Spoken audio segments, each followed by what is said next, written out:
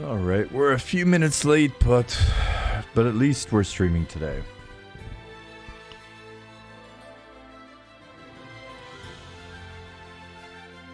Only a couple minutes late. All right, so what do I plan on doing today? I was out sick on Tuesday. It's Thursday now. So I want to play around with some things, some functionality that we have in the editor, assuming I can get on the server. I was just checking into that before the stream. Looks like maybe the server's been rebooted, so that possibility should exist. We'll take a look at that. Those of you Twitch is showing me some new functionality as I refresh the screen to make sure the bitrate and everything's going good. Those of you that are absolutely brand new here, welcome. Feel free to skip ahead. Check out some of the other videos that we've got. Primarily art creation, so take a look at Pattis working on environment art. Take a look at Zukin doing character art. Goblin's got some videos in there as well. Look around, there are a couple of videos, especially recently, of us playtesting, so that will give you a good overview of the game if you're not super familiar with it. Yeah. I'm still getting stuff set up, because like I said, I'm running late.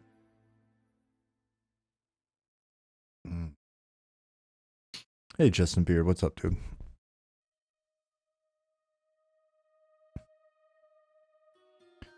What's up, Rev? Good morning. I think I may hop up in 1 second, even though I know it just started, and put my dog in his crate so he can stop being a pest, because he's already being a pest. Hey, Darketh. Alright, let's do that. Let's do that, buddy. You're going to your crate. You are a cutie, I know. Come here. Come here.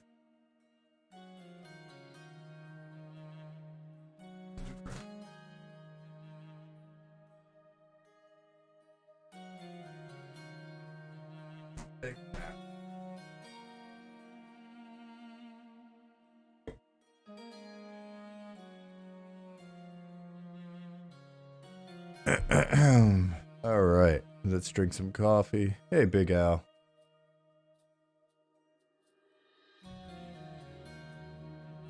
Oh, that's nice and warm. We're gonna keep drinking that while it's warm. Got Unity, or as I like to call it, Unreal, in the background. No offense, Unity people.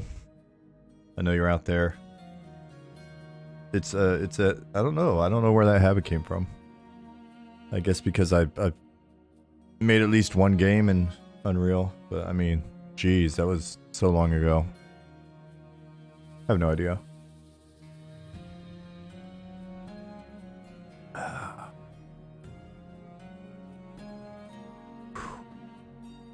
You guys got coffee as well? Good.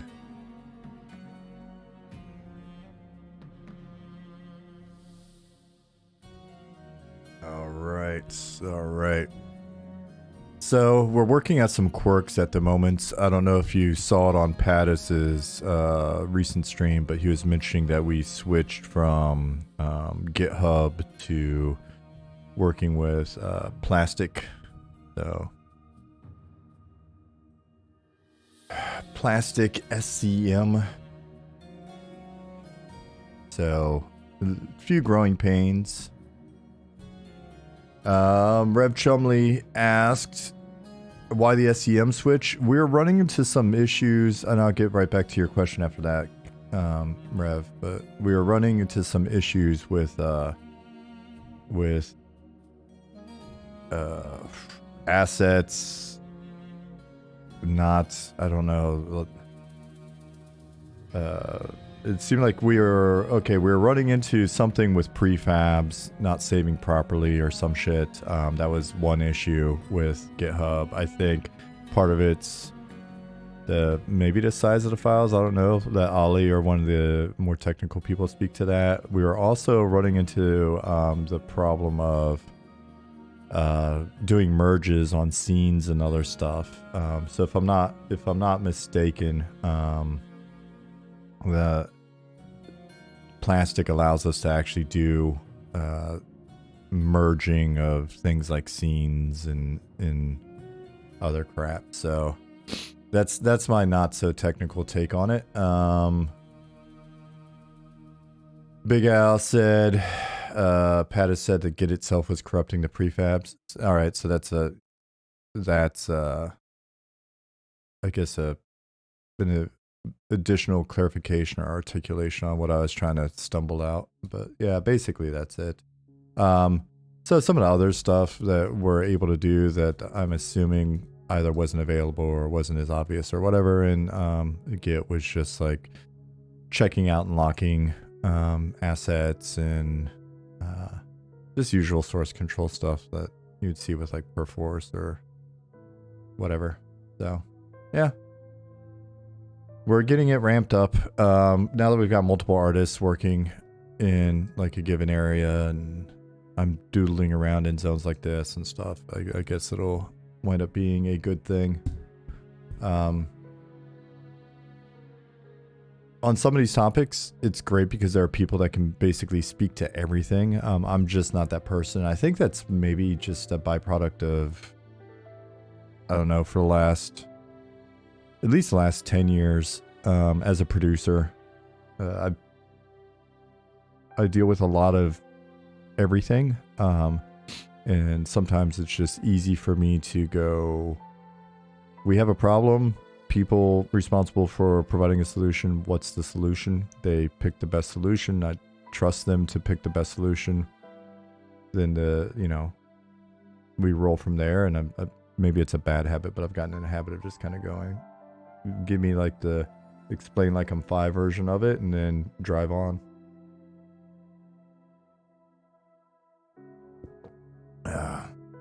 I sound like doo-doo? Oh, man. Well, thank you for both pointing that out and wishing me a feel better Belfaster. Hey, John. Oh. But yeah, I felt like it wasn't too bad until night before last. Night before last, I was just up all night coughing, and a little bit of a sore throat, a little bit of congestion. Kind of moved into my chest a little bit, but not too bad. Your fiance caught whatever non-coof evil is going around. Yeah, I mean, people, we've forgotten that like normal colds and stuff exist. I'm happy I haven't had it like a cold in probably 2 years, but I would say the coughing and sort of blah blah blah congestion that I've had here is forgotten, because by and large you masked up and into the flu spread too. I'm not sure if the studies actually back that one, but I will say that the whole not being around other people in general's helped it. So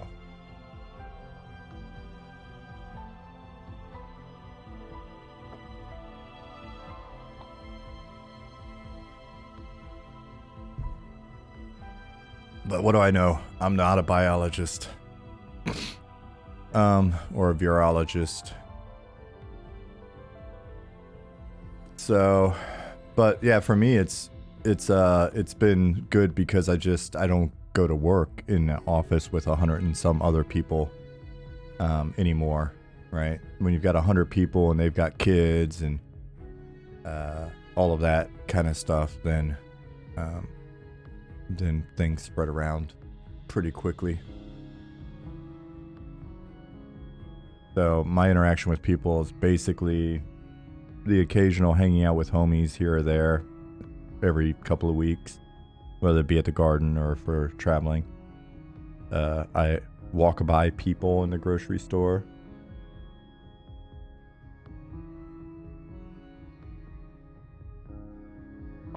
That's about it.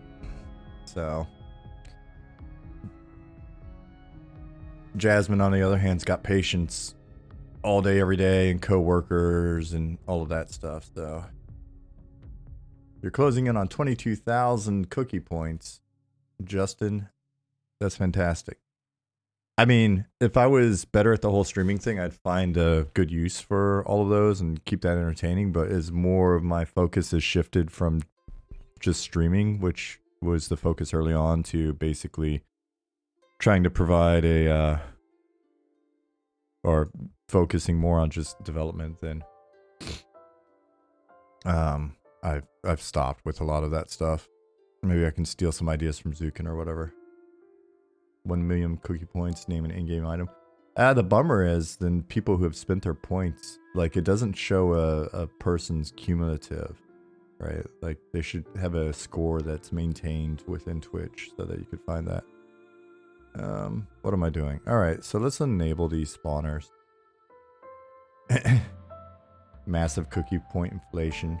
The Weimar Republic here. Got wheelbarrows full of currency to combine nothing. 1 million cookie points for bread. For one piece of bread. What do we got here? Let's see if they... I think Keith may have bounced the server. Apologies if you're watching me for the first time.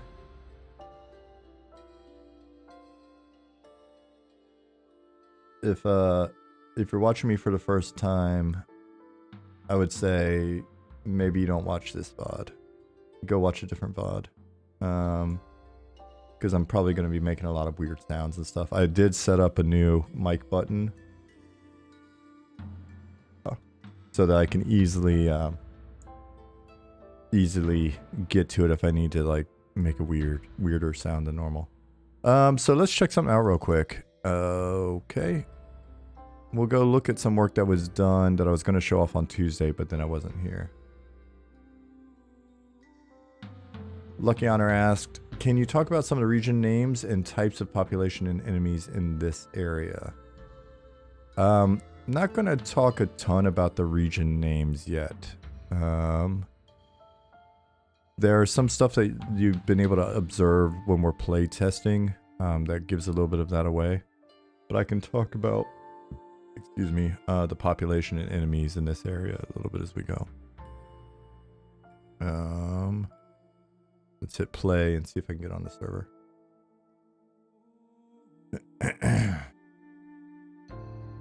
Skeeter says, thanks to this tropical storm, I'm able to stay away from the office and finally catch a live stream. Oh, well, congrats on the tropical storm then.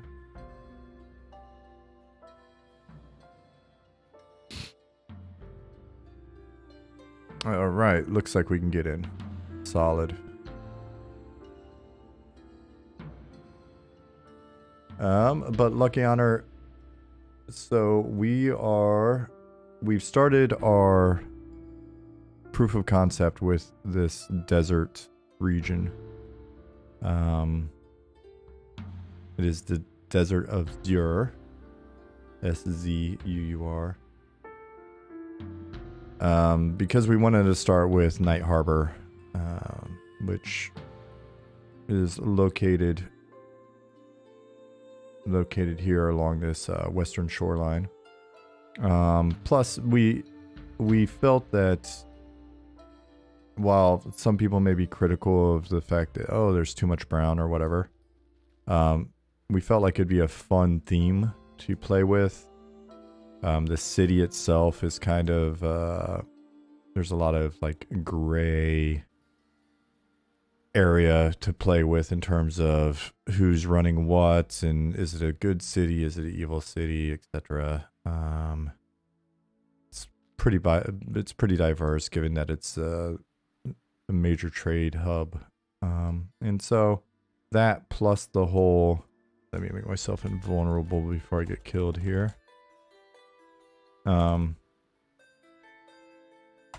That plus all the nostalgic vibes. I mean, people come in and they immediately, you know, reference desert zones from other games. And so I think it's an easy one to make a bit nostalgic.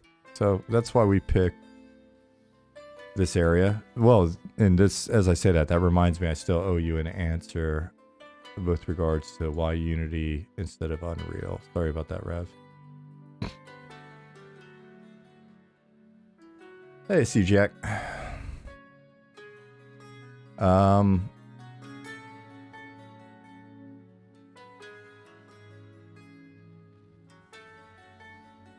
I mean, biomes have a tendency to, you know, they're going to be repeated themes or certain, especially I think if we do it right, very kind of, what's the term? Generic sounds so bad, right? Like familiar, I guess. This seemed like an area that we could easily make feel familiar. And so we went the desert route. But if you haven't seen some of the past VODs, I'm not spoiling anything when I say that. Turn this down a little bit. Spoiling anything when I say that we've given zone names for all of this here. So we're in Shaded Dunes. That's Night Harbor. So we're just west of Night Harbor. If we continued west, we would go into the Vale of Zintar, formerly known as Death Valley, because I like super blatant, kind of obvious names sometimes. If we go up into these hills over yonder to the west, we'd go into Fallen Pass, which works our way up into the Fallen Keep.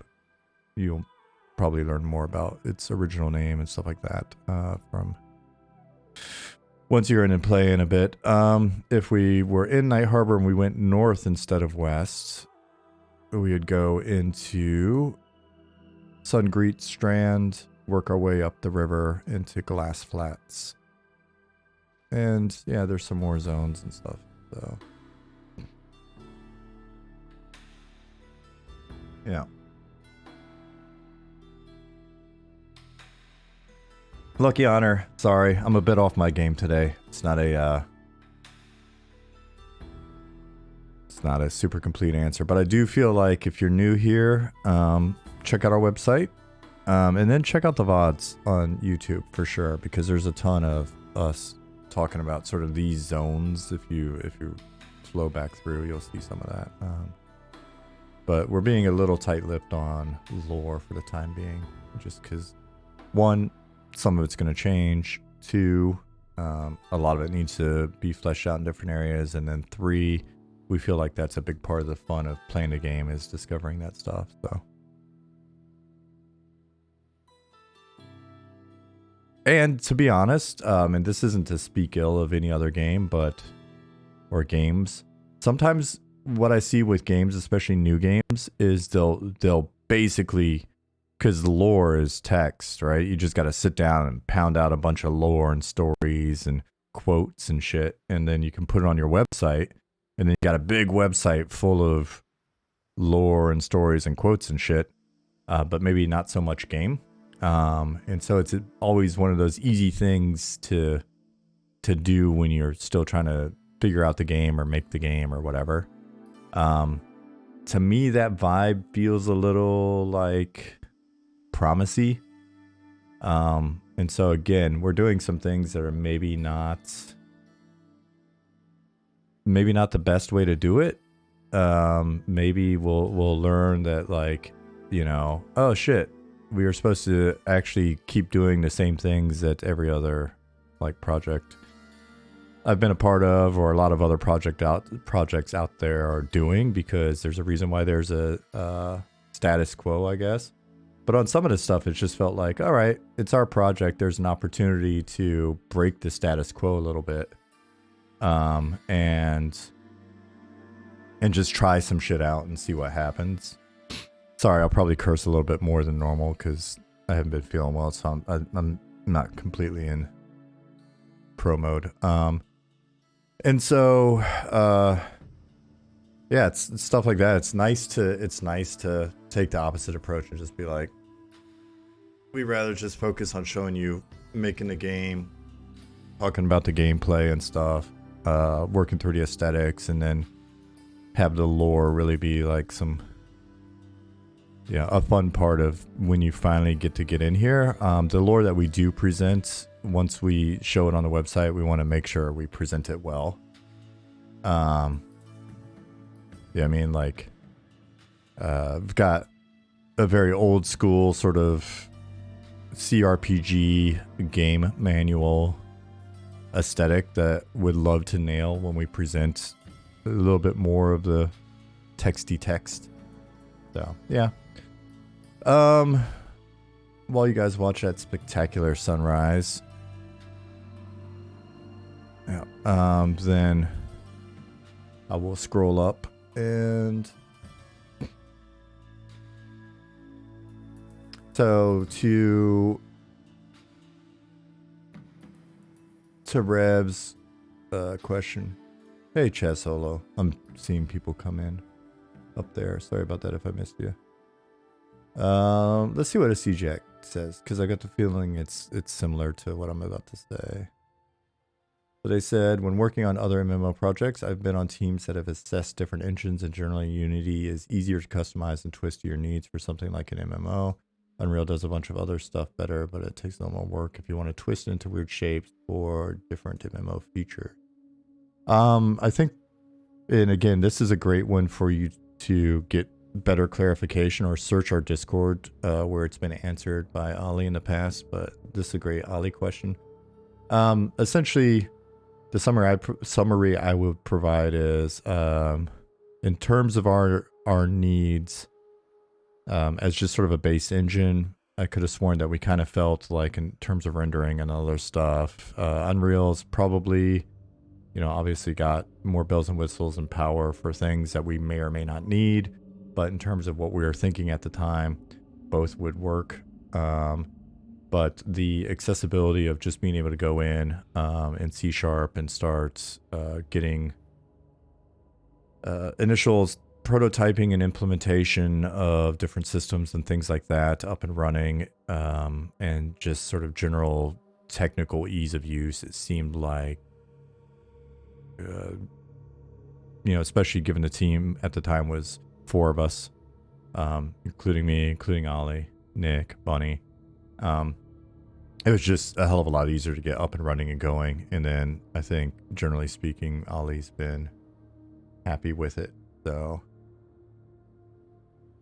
yeah, so it was just easy for us to get in and go quickly. And so we've had, if you watch the 2-year video, that like the retrospective video that we've got up on YouTube, or if you check the update on the website, and that'll take you to YouTube, I guess, you can see we hit the ground running like within a week of kind of talking to each other and going, hey, we're making a game, huh? You want to try it? Cool. All right, high five.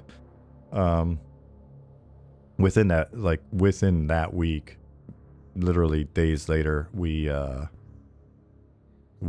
were in and able to play a build and then start playing networked, and we've had a running functional build pretty much the whole time since then. I really can't think of any dry spot where, as a designer or as I've been filling in as artist in the first year.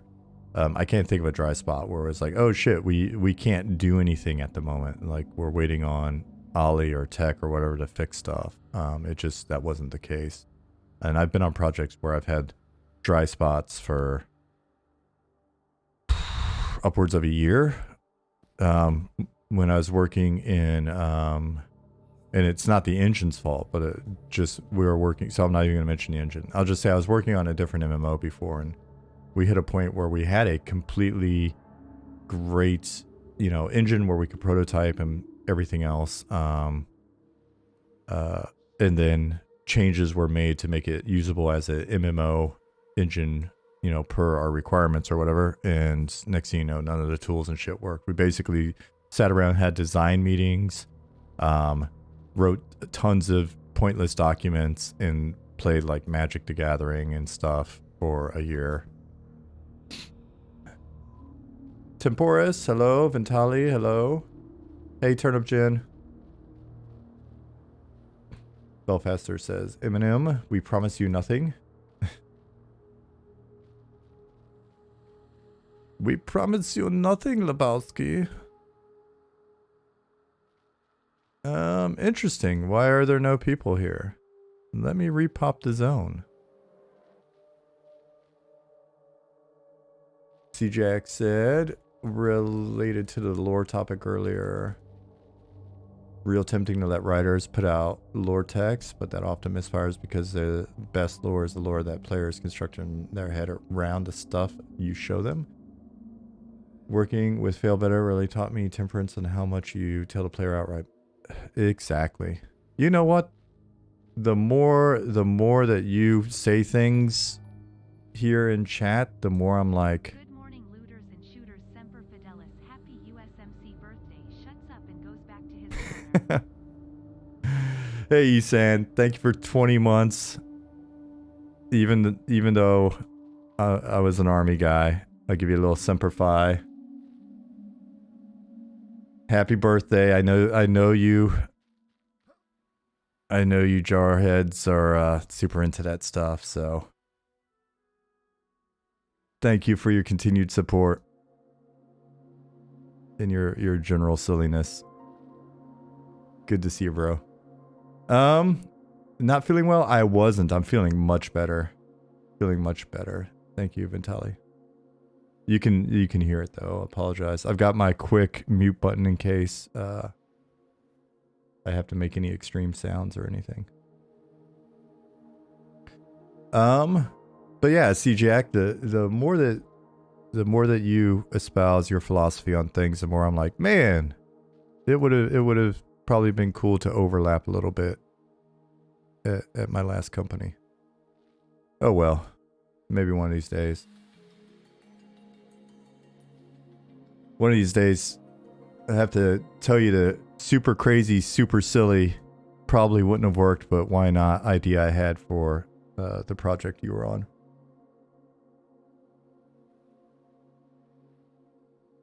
Oh man, bums me out that we didn't take a crack at that.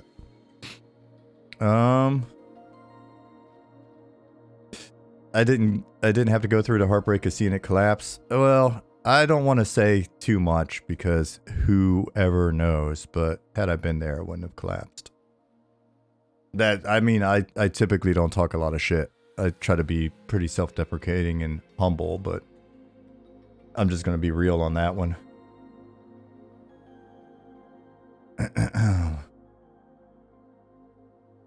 Let's see. Night Harbor organized labor strike. I don't know what was going on there. It could have been like a weird time thing. But anyways. Here, let's put on a speed gem. Let's hit fly. Those of you that weren't here Thursday, I'm gonna keep it pretty brief because I've noticed with a lot of my VODs that I'm kind of just going over the same shit repeatedly, and I know that's probably not fun for those of you that are regulars here. But so part of what I did last week was set up some new camps. We had these nice little puddles of water in the map beforehand that we just kind of had some little stuff set up around them. And what I did was I came in, now that we've got some new trees and rocks and stuff, it doesn't take a lot of assets to prop something out. And so propped out a Shira camp to sort of take the place of our small refugee camp that we had before, so that we can do a little bit more with that theme. There's still some rares and named that need to go in there. Same thing with the bandit camp. Excuse my frame rate. I'm playing in the editor at the moment. If I was playing our usual like build, we'd be super solid on frames, but in the editor it bounces back and forth between like 20 something and 60 something. So you may notice that. But yeah, so wound up making a bandit camp here. We played that a little bit on, I think it was maybe Thursday of last week. sometime last week, we came out here. We tried the bandit camp. We got just steamrolled because we were way too low level. Then we went over to the Ashira. Did that for a bit. So that was fun. So basically just coming into Shaded Dunes and getting it prepped for kind of prime time. As we get people in and testing, we want to make sure that once they out-level the newbie yard in Night Harbor and out-level Worm's Bane a bit, or just want to get back outdoors and get some fresh air, then we've got content here. Made some adjustments to the roaming base pop and stuff. I've got an experiment running at the moment. Nope, not that guy. Oh, wait. I'm not aggro. Aggro off. Okay, chill. And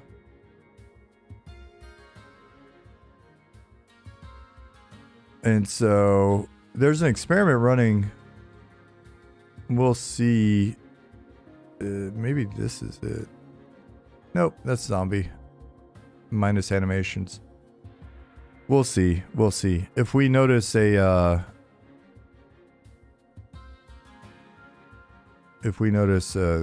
traveler that's, I forget what I called him, like a lost traveler or something like that, standing over here at some point, then he will have made it.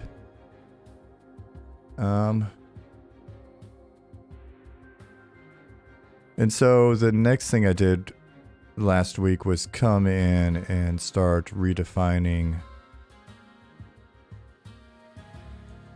this area a little bit here, propped it out some, and started, I made archaeologists and researchers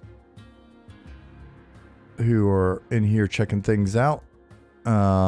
Depending on what faction you want to go with, you can come over here and camp these guys as well.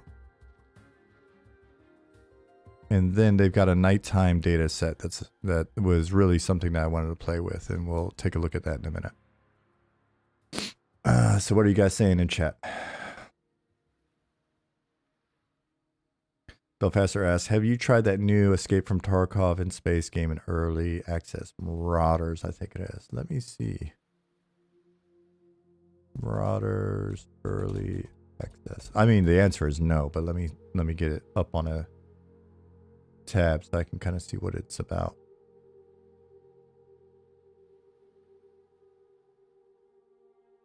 Oh, that looks interesting. Is it more like Tarkov or is it more like Rust or something?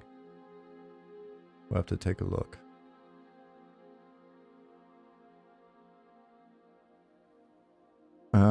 But no, Belfast, I wasn't aware of it, so I'm gonna take a look later. Octowisp says, when are ideas like mobs changed based on game time? When do those ideas go into the design of the zone? Example, Knowles and East Corona changed undead and higher level NPCs. Is this done early on, or is this zone finishes? Do systems like that make zones enjoyable for players? So the last part of that, like that last question, I think is really something the players have to answer. I've heard a lot of positive feedback on those types of day-night changes over the years, and so scheduled content, scheduled in air quotes, is something that we're paying a lot of attention to in this game. We just happen to primarily at the moment have day nights, and like we'll look in a little bit to see if the change based on weather is actually, if I've got it set up right, but we can change populations based on a number of conditions. Continuing to give my support when I get into the game, I am most excited to see get a release date. Arcane, thank you for 4 months. The release date thing will be an interesting discussion. We'll figure it out. First things first, proof of concept. But yeah, so with regards to your question on when does this stuff get figured out, Octowisp, some of it gets figured out in advance. Naturally, you come up, oh, I've got an idea for the zone, and it's really gonna, you know, it's kind of dependent on these changes, or it'd be really cool to have these types of changes or this type of content in the zone. Then, more realistically, what happens, especially given often how quick it is for design to be able to implement content relative to like art to make assets and things like that, and given the fact that it's an MMO and this zone, if we're lucky, will be around for 25 or 30 years if EverQuest is any sort of indication of how long, or UO is any indication of how long a game can last. And so what happens is the more time you spend in the zone, much like game development in general, the more time you spend working on stuff, the more ideas sort of come to mind. It's like, oh shit, what if we changed this and did this instead? And so what happened here is just, it's a accumulation of other ideas we've kicked around over the last, you know, years that we've been working on this. And then it was like, oh, I kind of just got a bee in my bonnet and was like, you know what? I think it'd be really cool to try out a transition here that works a certain way. Wound up needing a bit of functionality, and I'll explain that in a second, since this is a game development stream, not just a marketing stream for M&M. Though it is that too. Well, I'll talk you through sort of the way that I set this up.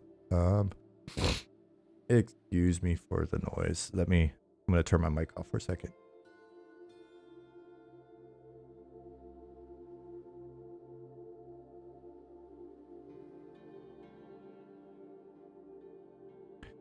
All right, that was gross. You didn't need to hear that.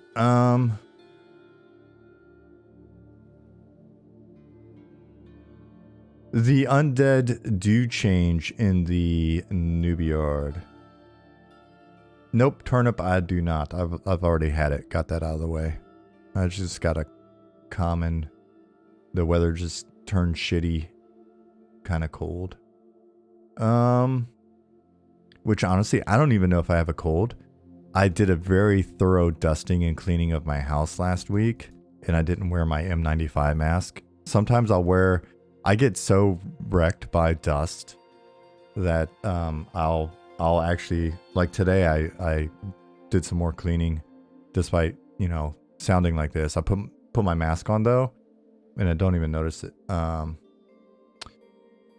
So it could just be a result of the dust. Like I get pretty gross sometimes. So anyway, you're not here for that. You're here for game stuff. So Belfaster said undead change now, if I'm not mistaken, change our aggro speed, aggro and speed maybe. Yeah, so if you look at a number of our data sets here, I'll enable some of this for your perusal. So I'm loading up our data using our zone panel that we have here. And so this is how we control spawning. This is basically just a visual representation of data that's in our database. And so what we have here on a lot of these, you'll see a day spawn group and a night spawn group. Because it's the most common case, we went ahead and set it up like this. So for day and night spawns, like if we look at this one, day spawn group is newbie desert levels 1 through 3, and then we've got newbie desert night. And the difference is, like in the if you look at the skeletons in the two data sets, the daytime skeletons are just kind of like derpy and slow. They don't have glowy eyes or anything, right? Like they're just kind of derping around, and they're non-aggro, they're non-social. At night they've got glowy eyes, they're moving around quicker, they're aggro, like they're KOS, they're social, right? And so it's just a simple thing that we added in early on in like the newbie yard, so you've got a little bit of change there. What I've set up here, and we'll talk about it since the sun's about to go down, we'll see. What I wanted to do here was I wanted to have this be researchers and archaeologists and stuff during the day, which is what we've got, right? But I didn't want to have a straight, like, simple change where essentially I could set it up where it's researchers and then I could put undead or whatever in the night spawn group. And then what would happen is as soon as it becomes night, or once I think it hits 7 p.m., then they would despawn and the skeletons would spawn. Instead, I wanted the skeletons and these cultists to appear, and I wanted them to kill all of these researchers. So first thing I considered is making sure there's a level difference in the researchers. If you're over here farming researchers or whatever, it's a slightly lower level camp. But it also then makes them inherently lower powered for when they're dealing with the undead that spawn, right? So that's one thing. And if I'm going to have them, like the undead spawn and kill these guys, well, then these guys need to stick around, but I don't want them to respawn later, right? So I've thought of a very hacky way of doing it and was talking to Ollie about like how I'd hack it together. And then we made a decision. He was like, well, it'd be easier. And since he's the one coding it, it's great that he offered it. It's like, okay, we'll just have it be does not despawn when the condition changes, right? But what it does do is it turns off their respawn, right? So they'll stay up until they're killed, and then it just won't respawn until the condition changes back to daytime and they respawn normally throughout the day, right? So that makes them an entity that can that will spawn when they're supposed to spawn, daytime. And if they're killed during the day, then they'll respawn on a normal respawn schedule. But at night, they don't despawn automatically. But if they're killed, because the condition's not set for them to respawn, it's not daytime anymore, then they don't respawn anymore. And so that allows me to come in and basically create a scene then where I've got separate spawn points and in some cases behavior like the cultist.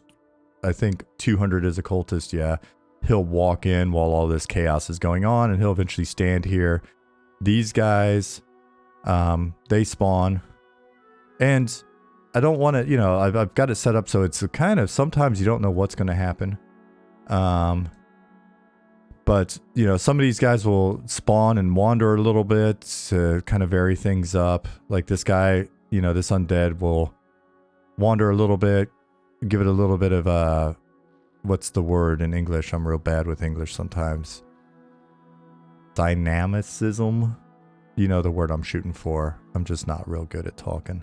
Anyways, so variability. Boom. All right, so it's nighttime. Skeletons are spawning. These guys are attacking skeletons. Who knows? They may actually win. You see a cultist coming down there. He's got his weird purple lamp, right? So we've got some fighting going on here. In some cases, the cultists don't do too bad, right? Plus, since we don't know... Oh, are you coming after me? Okay, no. Good. Since we don't really know...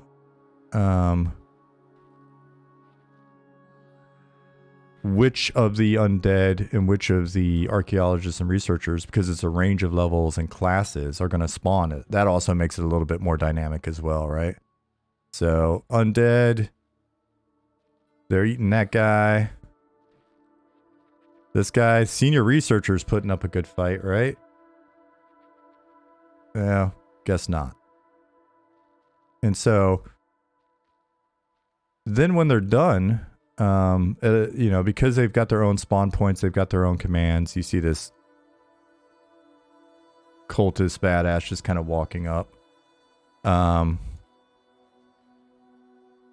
They take their places afterwards, right? And so then that allows me to set it up so that I can control what the camp is like if you run into it and you're actually farming these guys or camping these guys.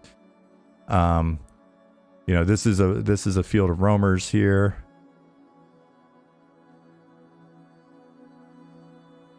This is more of sort of a static camp.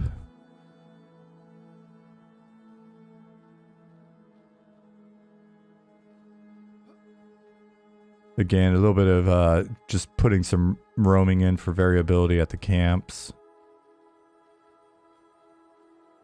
And there we go, right? So, easy peasy. It was something that once that was added. Oh, this is kind of a cool scene, huh? Once that functionality was added to leave them up, that makes it a lot easier to, that fact that we can basically keep does not despawn on condition change, keep them up, allows us to then do these kind of transitions super easy. Like this is now, the hardest part's making the NPCs that you want and then coming in and just getting kind of creative and silly with placement and stuff. So, and I'll let that, maybe I'll go back and we'll have that fire off one more time. I can pick a different position or whatever. Let me know what you guys want to see.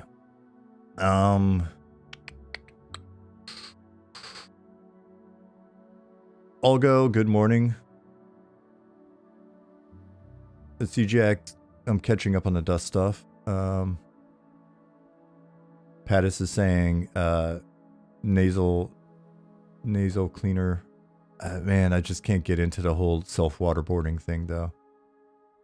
I'm scrolling all the way back up and then I'll quickly catch up. M Spiegel, thank you very much. Yeah, things are continuing to come together.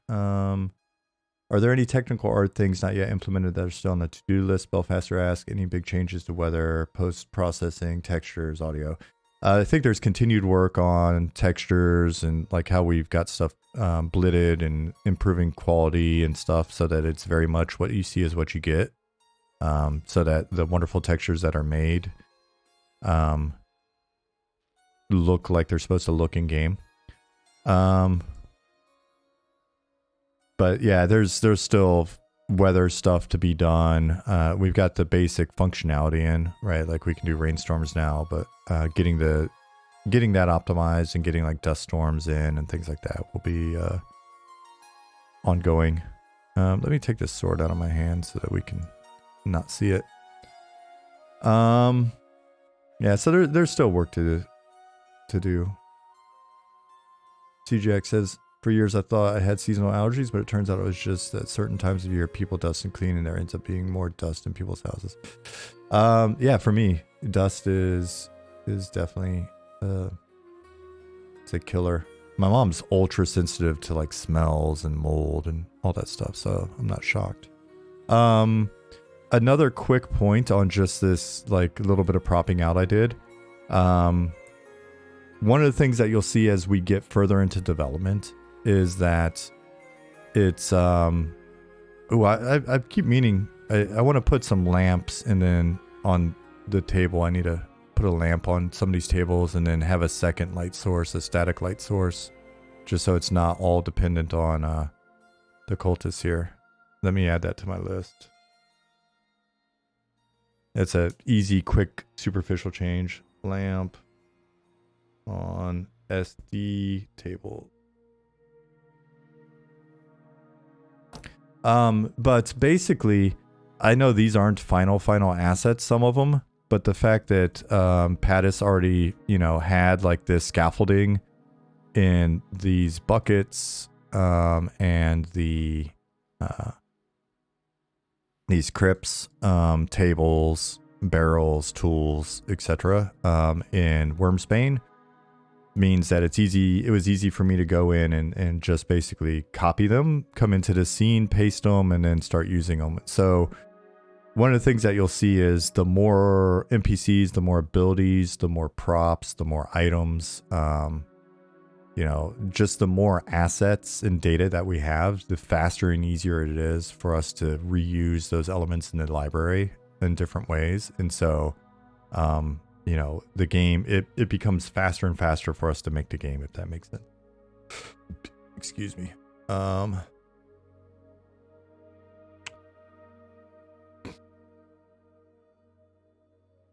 All right, so it would be cool if those little NPC skirmishes had an effect of some kind, like if archaeologists win, a little ground spawn appears. If the undead win, one of them spawns into a mini named. So think of it like this, Dargeth.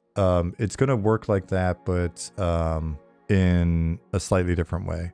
So when they win, which is inevitable, really, if things are left alone, then the camps are here, and I'm going to be adding in a rare or two in here. Same thing with bandit camps and stuff like that. Hold on one sec.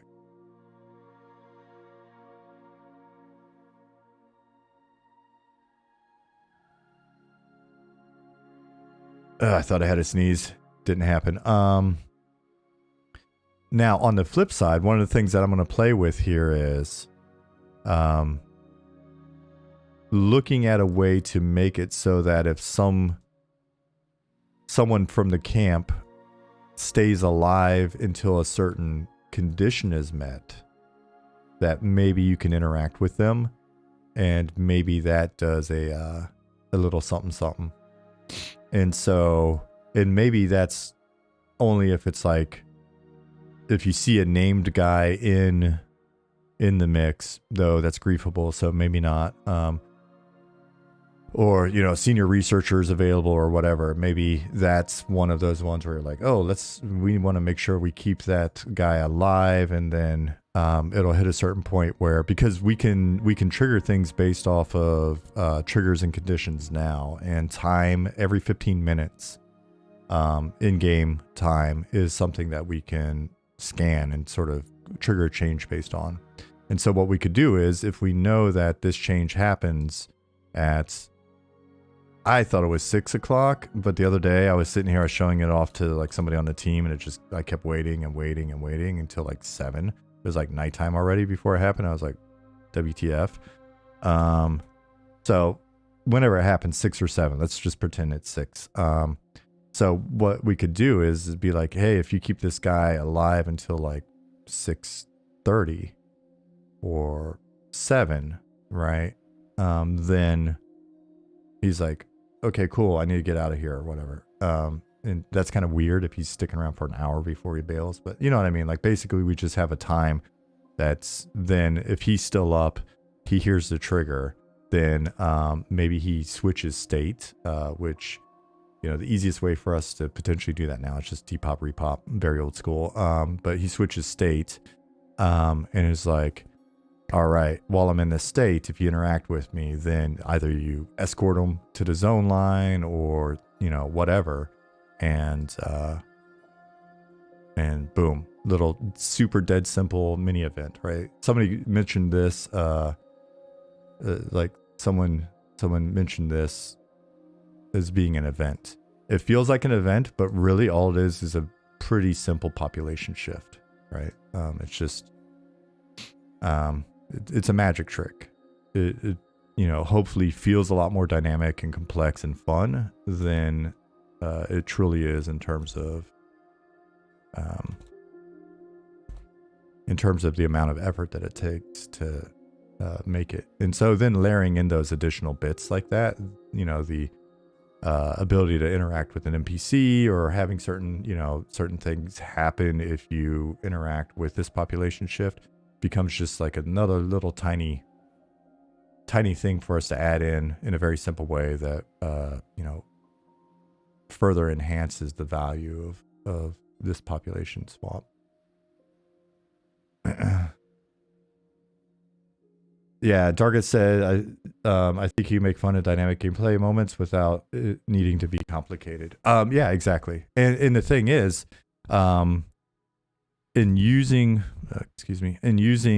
stuff like the fact that each one of these spawn points can be variable in terms of what spawns there, and there is some, you know, a little bit of stuff. I do it more with another thing I've got over here we'll talk about in a second. But, you know, I can make this even more dynamic by not having it use spawn points specifically. Like if I look at this, it's spawning it's spawning at this point, right? This specific point. In theory, I could make small spheres or box volumes, right? I could do a volume for this guy instead, but only spawn one in the volume. And then instead of him spawning exactly at this point, you know, he spawns around here. What he's doing now is he spawns and he wanders immediately a little bit. So if the fight is like kind of moved over here and he wanders over here, he's not a contributor, he misses it. Right. And so it's that idea of just minor variance in the data can make an emergent behavior.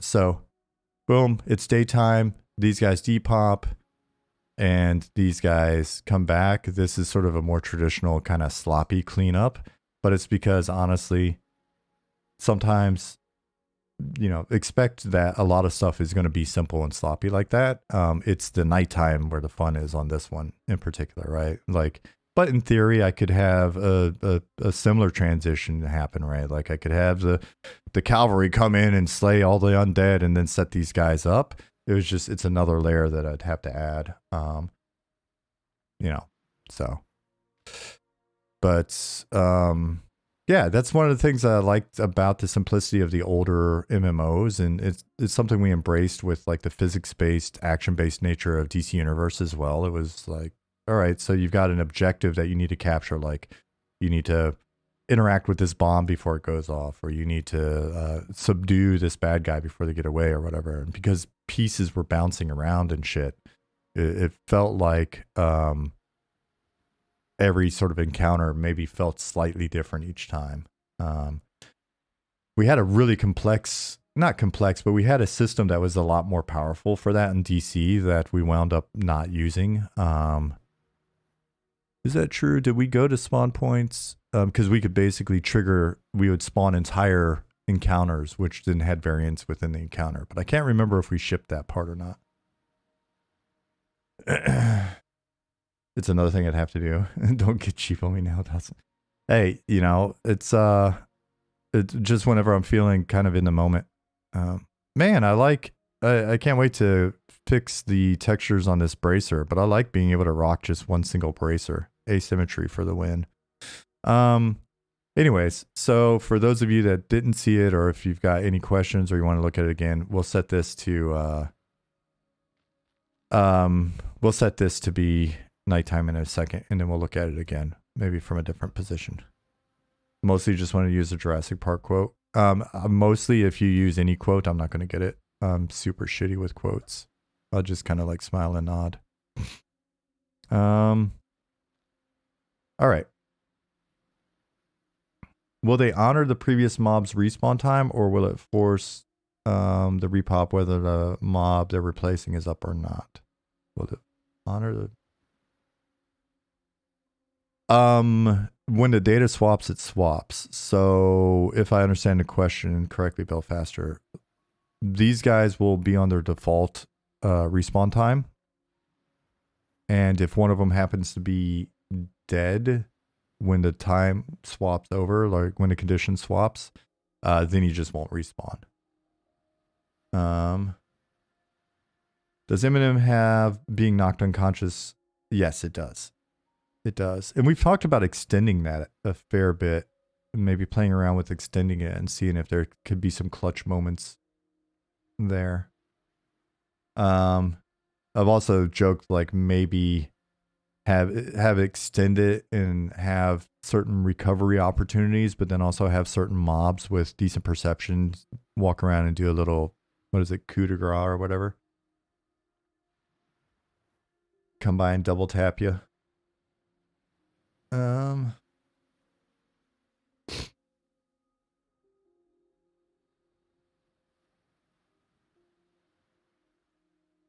Let's see. Bill Passer also asked, do you want there to be any zone-wide negative effects that you're either mitigating while you're in it or have to prepare to enter, things like hot zones, poison zones? Yeah, we've definitely talked about playing around with sort of zone-wide attributes in different ways. Things like, you know, simple things, water consumption and other stuff. Let me see. Does this slider work now? It does.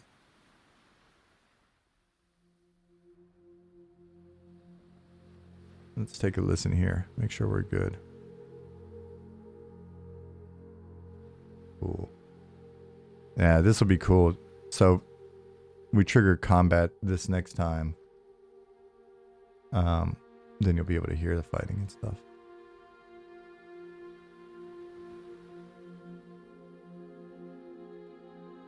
Century 7 says, hey man, long time EQ player, Torb server. And I've been following along here for the past several months. Very exciting stuff. Just wanted to drop in and say hello. Well, thank you for that. Thanks for following. If you like what you see, be sure to tell your friends from your server, your guilds, your families. But I'm glad you're here.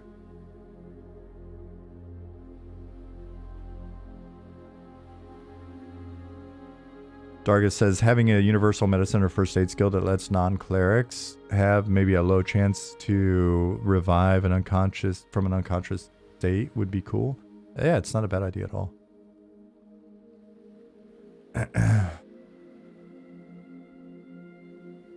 Those researchers should have shovel weapons, but I can understand not wanting to drop best in slot weapon type so early in game. Yeah, so we don't have like an equipable shovel. We have a pickaxe that we could turn into a weapon that they could use. So I haven't itemized these guys really. I want to give the cultists some kitschy kind of whatever Chris knives, athame, whatever it's however you pronounce it, athame, A-T-H-A-M-E, yeah.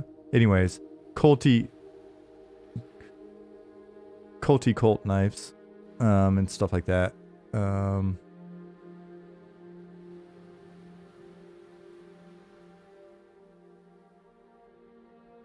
Let's see. All right, so here we are. We'll do it one more time. Time set 5 p.m.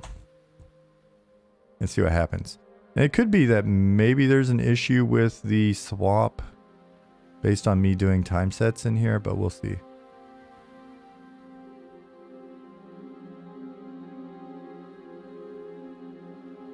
Belfaster said, I think this might be the third game ever where I don't immediately turn off the turn the music slider down after I install it.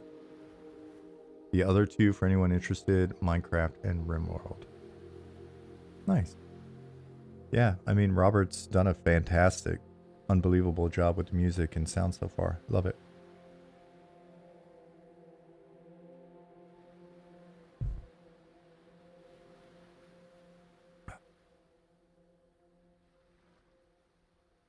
Thank you, Please Save Quit.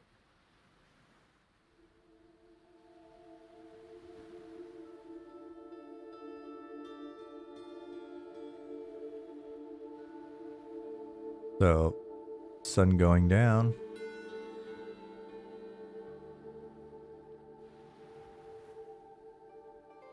John, I had to show Jasmine the video on the whole. I was trying to explain Spinal Tap to her when we were driving back from camping. I had to show her the video.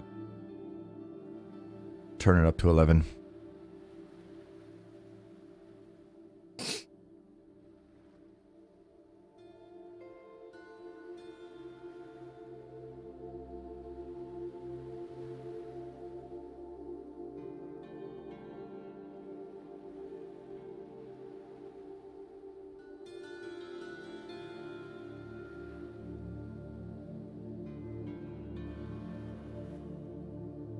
Well, here come the bad guys.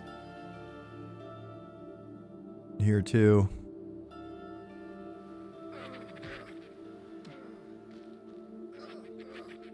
He's just pretending like nothing's going on. This will be interesting.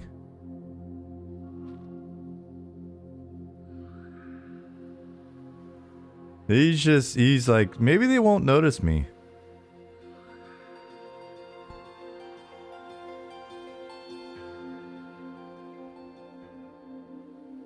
Oh, he's feeling brave. He's feeling brave. He's like, I'm going to ambush these guys. But he does not understand the philosophy behind ambushes, I guess. Alright, there we go. So, that ended pretty quickly. Hey, Dark Inside.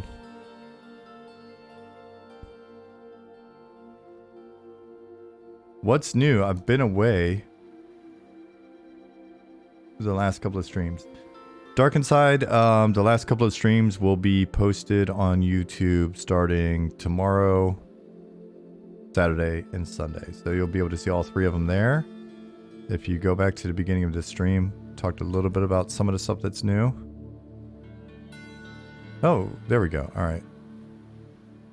Oh, interesting. Interesting.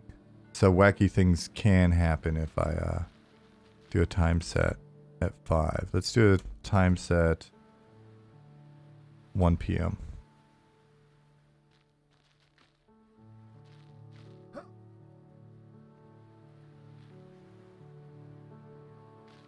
Ambush from the front. Yeah, the old school full frontal ambush scenario. Not even L-shaped, just a straight frontal ambush.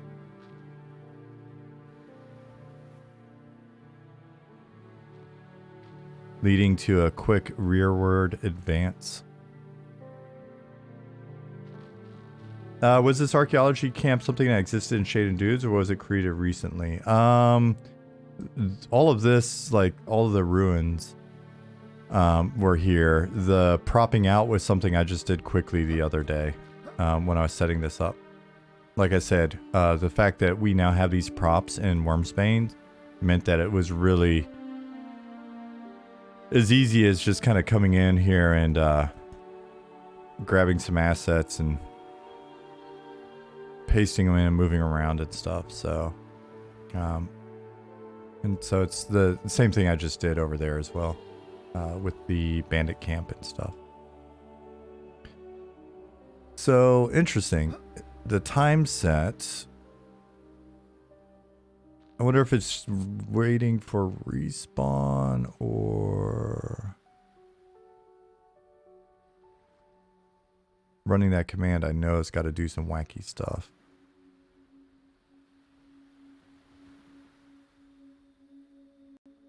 So what we'll do is we'll do a quick repop just to clean the data up.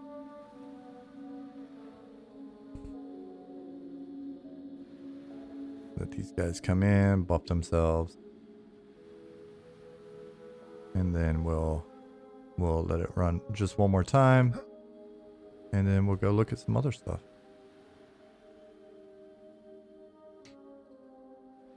Nicodemus says, ambient music really takes a brilliant mind to create, doesn't it? Filling in the audible space without being overpowering, repetitive, yet setting a specific mood, kind of really complicated and very simplistic at the same time.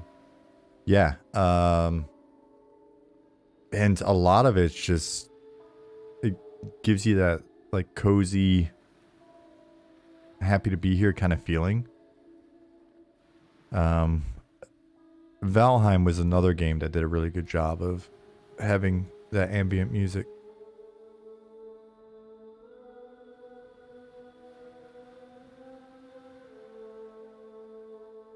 All right.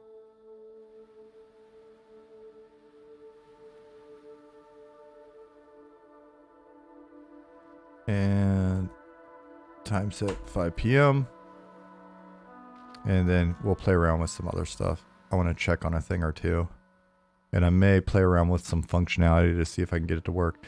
Ollie's been fantastic about getting in bits of functionality and stuff in the tools. But we haven't documented a lot of it, I'll be honest. And now that things are really heating up, like Ollie's pulled in like 5 different directions and all of that. The whole team's just kind of blasting on stuff at the moment. It's kind of hard to pull folks away and be like, hey, can you figure out exactly how this thing works? And so I figure it's worth doing a little trial and error and see if certain things work the way that we think they're supposed to. And then what I've been doing is in our wiki, in our Confluence, I've been today just starting to update a little bit based off of like last night I was running Luna through like creating NPC. Nick already had a write-up for how to create an NPC in the wiki, but I expanded that a little bit with some of the realizations and sort of walking her through how to set it up. I was like, oh, the instructions don't necessarily hit on this point. We've got new functionality here, blah, blah, blah. So I want to do a lot more documentation, make it easier for people when they come in to learn the tools and allow us to not forget. But on some of the shit, like I just honestly don't know if this button does what I think it does. So what I'm going to be doing a little bit is just playing with the buttons and see. So we'll try that on a couple things today, probably. All right. Other stuff that I could do that's not done in here is there's no like aggro text or anything like that yet. I need to get these cultists in some nice black robes, but they're just wearing some nice breathable slacks for now.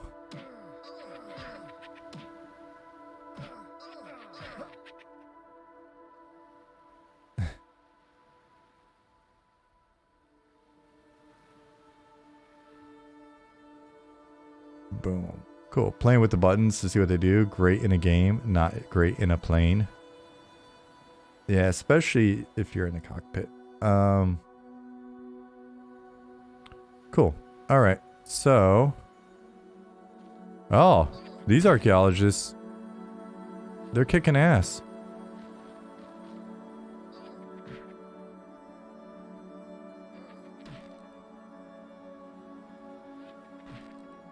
Oh. I spoke too soon. Apparently we had a runner.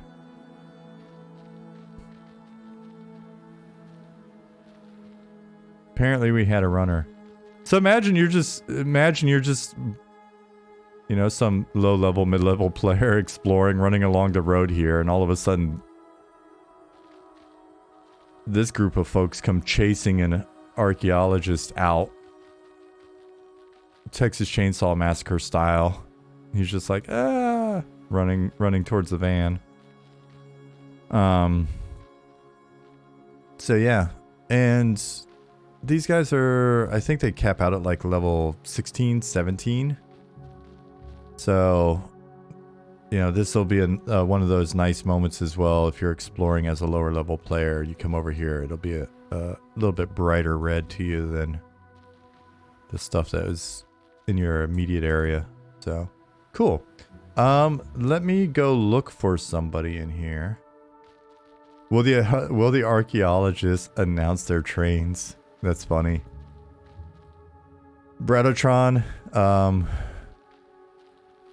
oh, there might be a way to do that and also have it not break the fourth wall. But yeah, so cool. Got ourselves a little camp here for when you folks come in here and you get to be of that level. All right, so let me go look at something since it's nighttime. Wonder if the archaeologists feel conflicted about fighting skeletons. Interesting point. What level range is the camp? When it is in undead mode, I believe I'd have to look at it. Oh, actually, let me load up the database. I just restarted my PC before the stream, so everything is working good. Free Snake says, will you play your own game with us? Of course. Asking because I'm always intrigued if MMO devs do play their own game. The passionate ones do.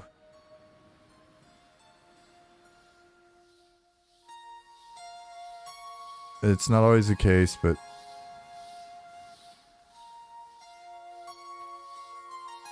Oh, there's a new snake sound. I figured that'd be a snake.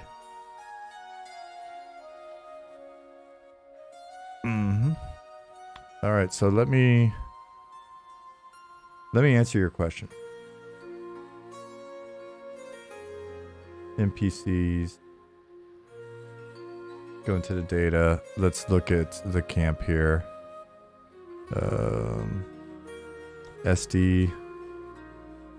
The cultists and the skeleton. So it's basically it's like a level. It's a level 14 to 17 camp.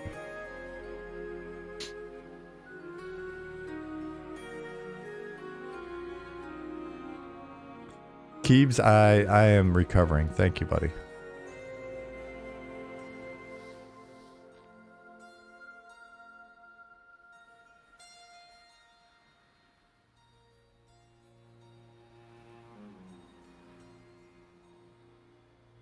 Isn't that why you make a game? So you have the perfect game of that genre to play? Depends on who you ask. It depends on who you ask.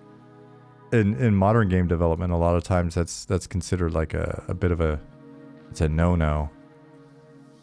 You got a lot of people that are like, don't make games for yourself.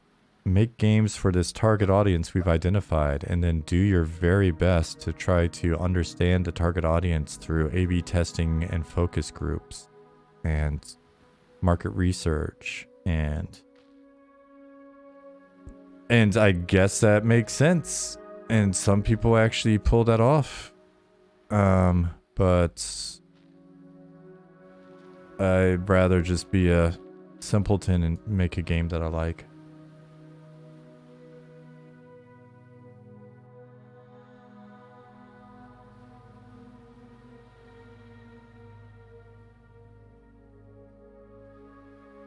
Hey, cold-blooded. Yeah, Sentry. That's true. What you said is true. It has those vibes.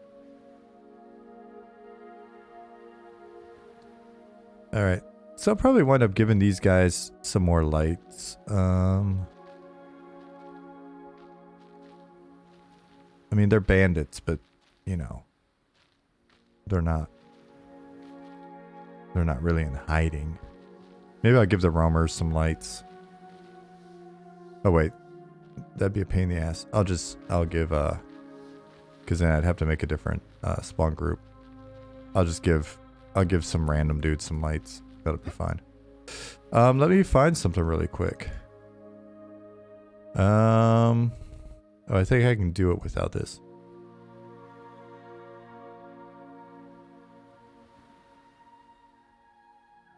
Oh, sorry about that. Yeah. Instead, torches, fire beetle heads on a stick. Well, it's not their heads that glow though; it's their butts. So it'd be fire beetle butts on a stick. All right. So, what the hell did I name this guy? Excuse me. A lost trader. Let me update his name. A lost traveler. Because I'm going to do something silly with him. And only one of those things will be trader. So lost traveler. Update that. Repop. Will you have random spawn of loot chest the bandit stole? Maybe a random sellable item, lock picking. It's not a bad idea, Nicodemus.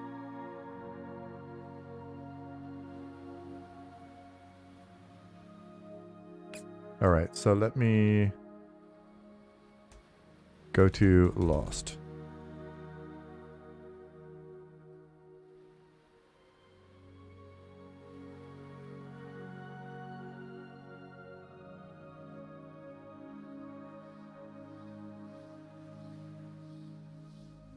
Alright, so one of the things I was playing around with,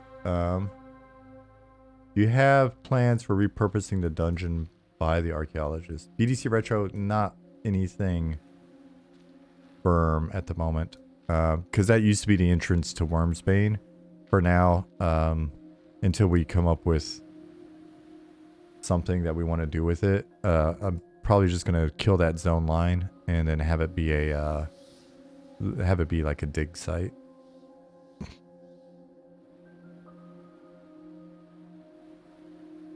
So added this guy in as kind of an experiment to see if I'd like the approach or not. And what's going on here is essentially there's a really big spawn volume here.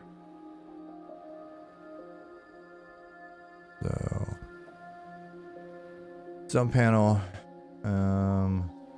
enable. Maybe put some rocks in the entrance to be blocking, and then maybe open it with time. Not a bad idea, BDC Retro. Bofila, thank you for the follow.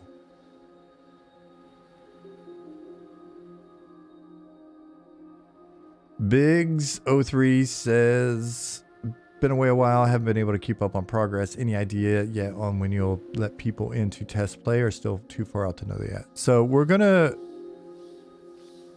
test our pipeline for getting people in, our funnel, our ability to get people in. Essentially our installer,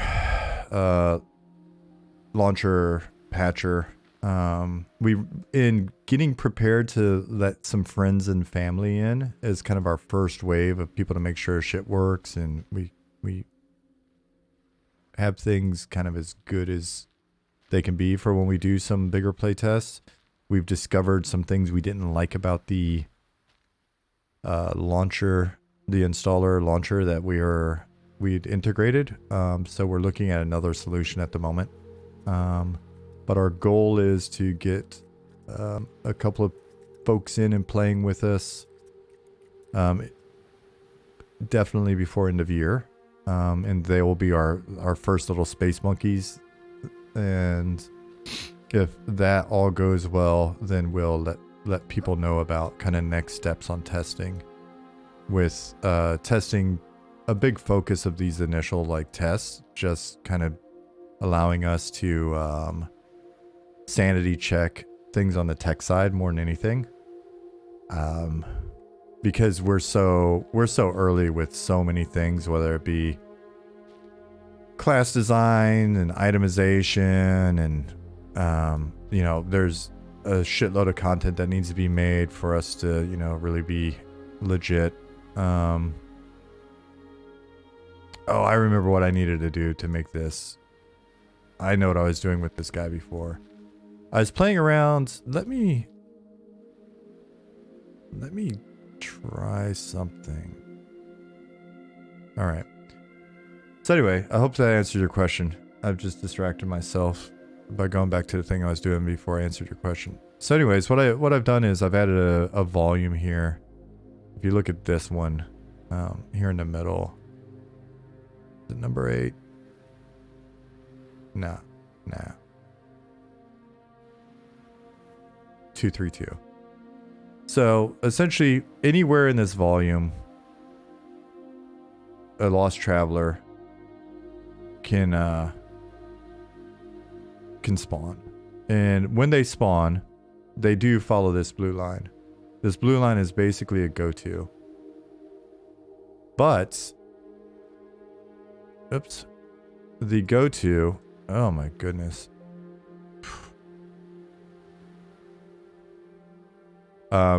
The go-to starts wherever they're spawned, right? So right here, you just see it kind of go from the spawn point. So in theory, if he spawns here, he's just going to start going there.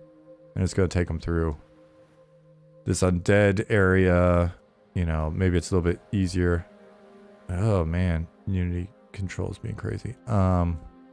Maybe it's easier over here, whatever. And so I wanted to have a kind of a rare random guy that spawns. Oh.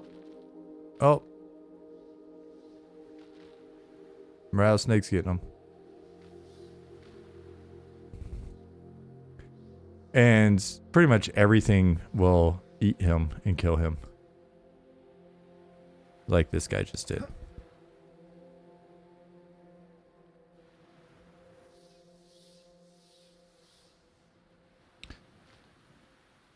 But if he happens to survive and makes it to this point, then the next thing will happen.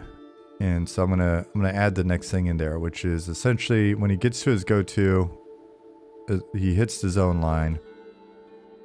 He'll trigger a global trigger, which will then spawn him on the other side of the zone line in one of several potential forms.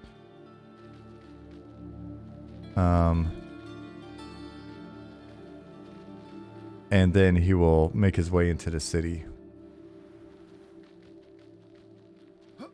and become somebody that you can interact with.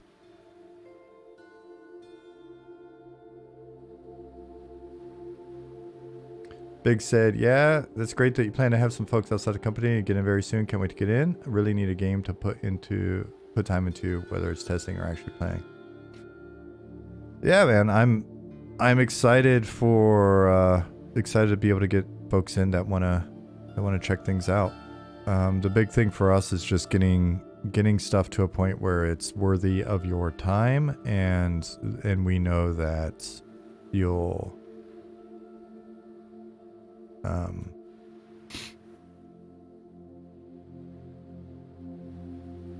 you'll both find it, you'll find it, you know, interesting and worth your time, but then also provide us real value and sort of moving forward. So.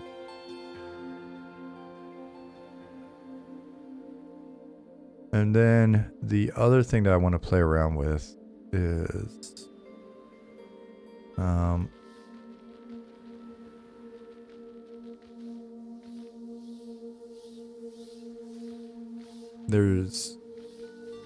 there's a rare on this island that when he spawns, it will change the population. That'll be another thing that I haven't really messed with yet. That should be doable. So yeah, I think these are maybe the last capsules in the zone.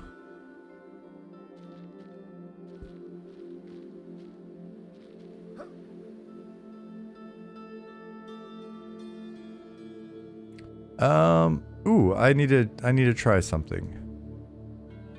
I think I can make it rain just with a command. Weather, I've got to,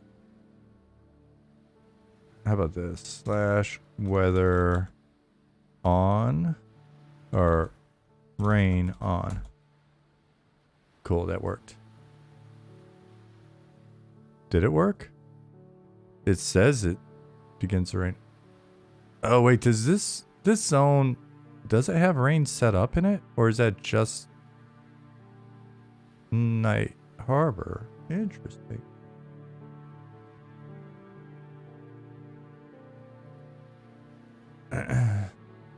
Dark Inside said, wait, so a boss can alter the spawn rate of mobs? Yeah. Yeah. We don't have it in, like I don't think anything's set up to do that yet, but it should be fairly easy to do. Alright. Let me double check this. I'm going to zone to Night Harbor. Zone, Night Harbor. Let me try that command. I think it's just because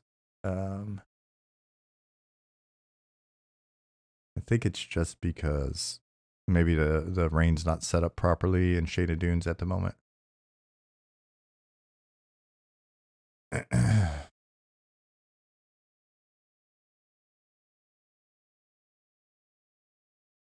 So we'll see.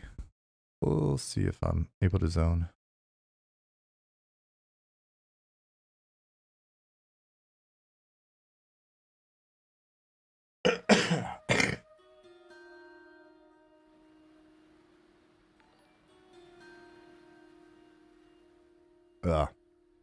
Hope I cut most of that off. You don't need to hear that. It's gross. Alright, yeah, so it works. It's just I don't think rain is set up properly in Shaded Dunes. I wonder how hard that is to do. Let's take a look at it. Have you considered having a spawn anim for mobs so they don't just pop into existence? Yes. But it's an extra anim per mob. But we most recently talked about it as part of spawning skeleton minions, like having them climb out of the ground.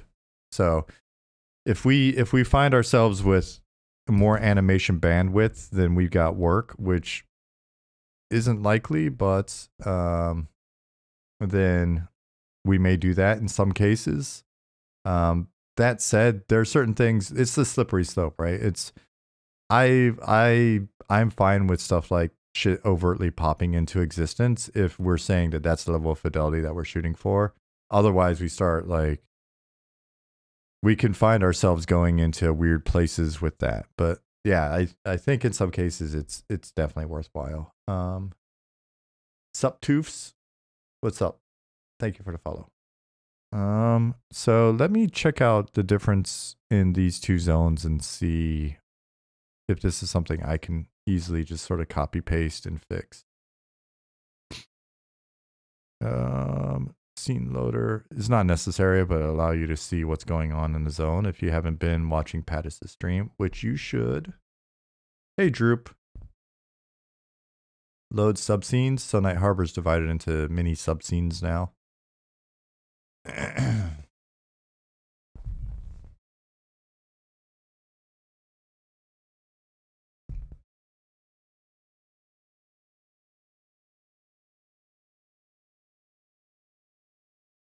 Cough sounds rough. Need a hot toddy, whiskey, honey, lemon juice, and a cinnamon stick. That's not a bad idea for tonight.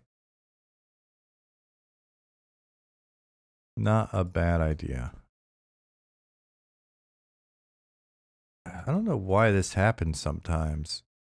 There have been times now where I'll load into a zone or something and I can't. The controls just aren't. Like I can't use the usual sort of fly around mode. Huh. Let me.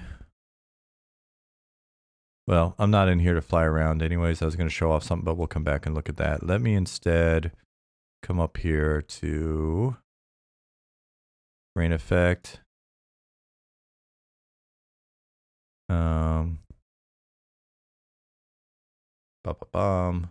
So if I look at this zone, it's got the rain effect in here. And then is there anything else weather related that I should be considering? Weather controller. All right, so we got the weather controller. It then fires rain effect. Okay, you guys remember that. Dargit said that you tried the whiskey thing. I did this for my cold the other day and my wife gave me a hard time. The nerve, I swear. Leave me to my spiced whiskey in peace, woman. Yeah, how'd that go over? You didn't actually say that, did you? Hey, Phil, what's going on, buddy? Guten Morgen. Guten Morgen, guten Morgen, guten Morgen, Sonnenschein. All right, so let me check the weather controller in the other zone. So let's pop out to the other zone. What I'll do real quick is this. Like so. And I'll look at this one. Like so. I usually throw shit like this on my clipboard in case I need to toss it in paint and look. Subtooth said, been watching listening to your interviews with past EQ devs while at work and saw you were developing M&M. Can't articulate that well. How sweet this is coming along. Oh, that's so nice of you. You have done a perfect job of articulating that. We appreciate it. Don't say it. Glad you're here. Glad I could be with you while you work. All right. It's a little quiet in the background now because I'm out of game. So you know what I'll do? I'll go back to YouTube. I will go back to this wonderful playlist.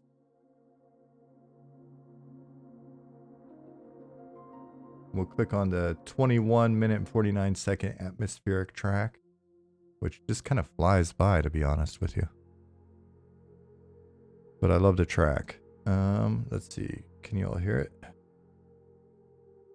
You'll be able to hear it.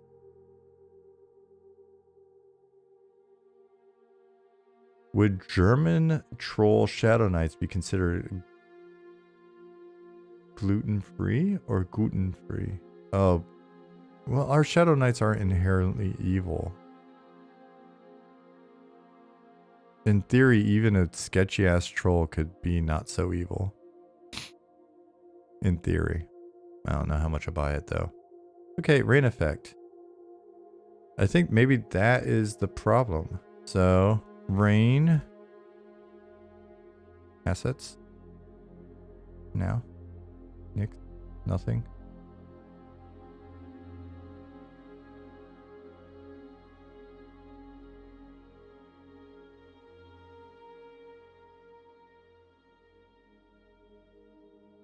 Well, if you want to keep playing with words, John. You said a gentler, kinder troll Shadow Knight. If I was going to play around with German words, then it'd be a gentler, kinder troll Shadow Knight, which would be a kid. A gentler kid troll Shadow Knight, which I don't know how I feel about that. Dark Inside. Gotta go soon as I have some paperwork I gotta get done and have be mailed out. All right, man. I'm glad you stopped in here. I saw your message up there earlier, but I'm very slow to respond sometimes. Right above it is Darga's funny comment about animations being cheap and easy. Yeah, naturally. Dark Inside said I was using a free AI art gen that I use with video editing tool online. Oh my god, it's made some nice concept art for a game I'm working on. Yeah, it is one way to do it. Don't let Goblin hear that you're doing that though. Okay, so we need to. We're going to use the super tool real quick so I can look at my clipboard.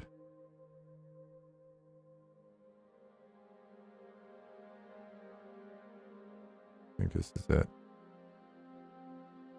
This is how I remember stuff. I'm getting really kind of old and I think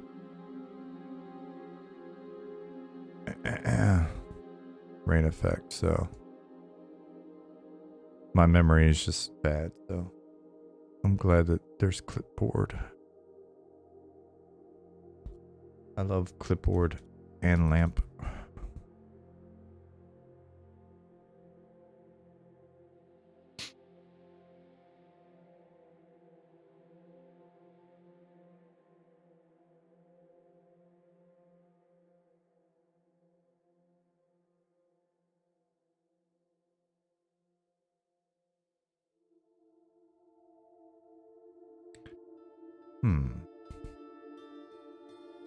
Wonder.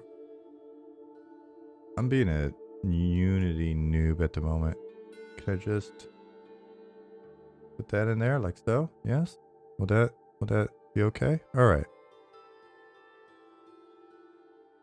Let's. Oh, do I need to check this out in order to mess with it? I want to check it out. Check it out.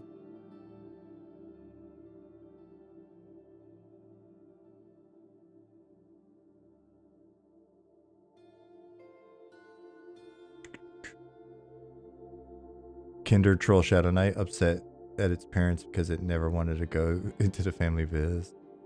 Wanted to be a florist.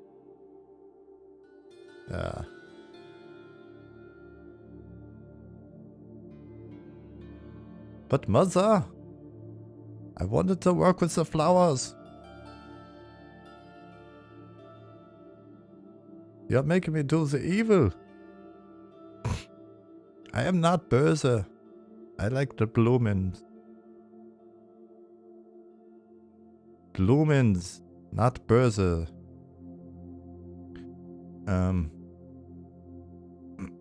Alright, what the hell was I doing? Oh, I was gonna pop back here. Yeah, I'll save my changes. If this works now.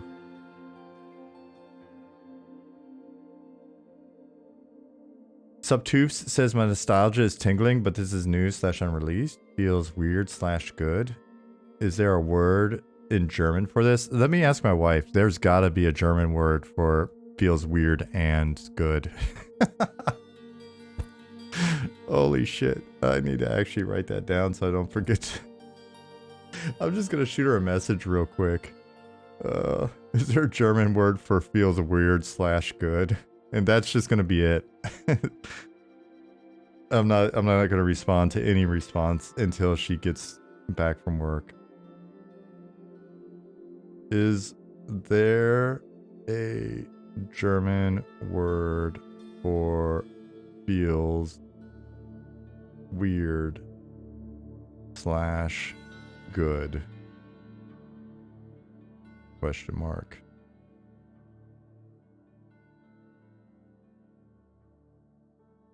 Chat wants to know.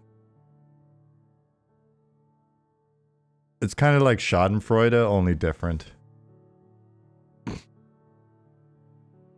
If there is, it's probably no less than 20 letters long. That is absolutely true, Vax.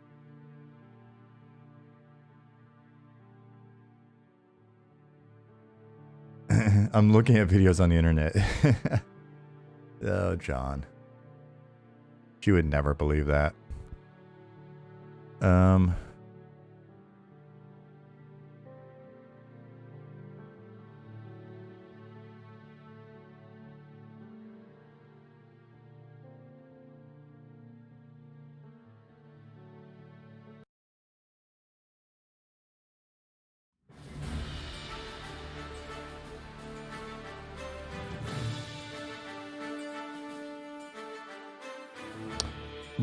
Though I realize now that as I go through sort of setting this up, even if it works, I don't think it is a factor in what I was trying to see in the first place, which was I, in theory, set up a certain spawn to only spawn when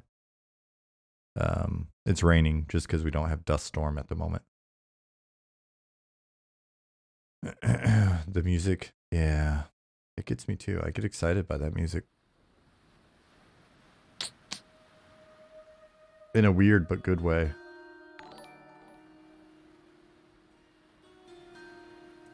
Kebab Skull, thank you for the raid.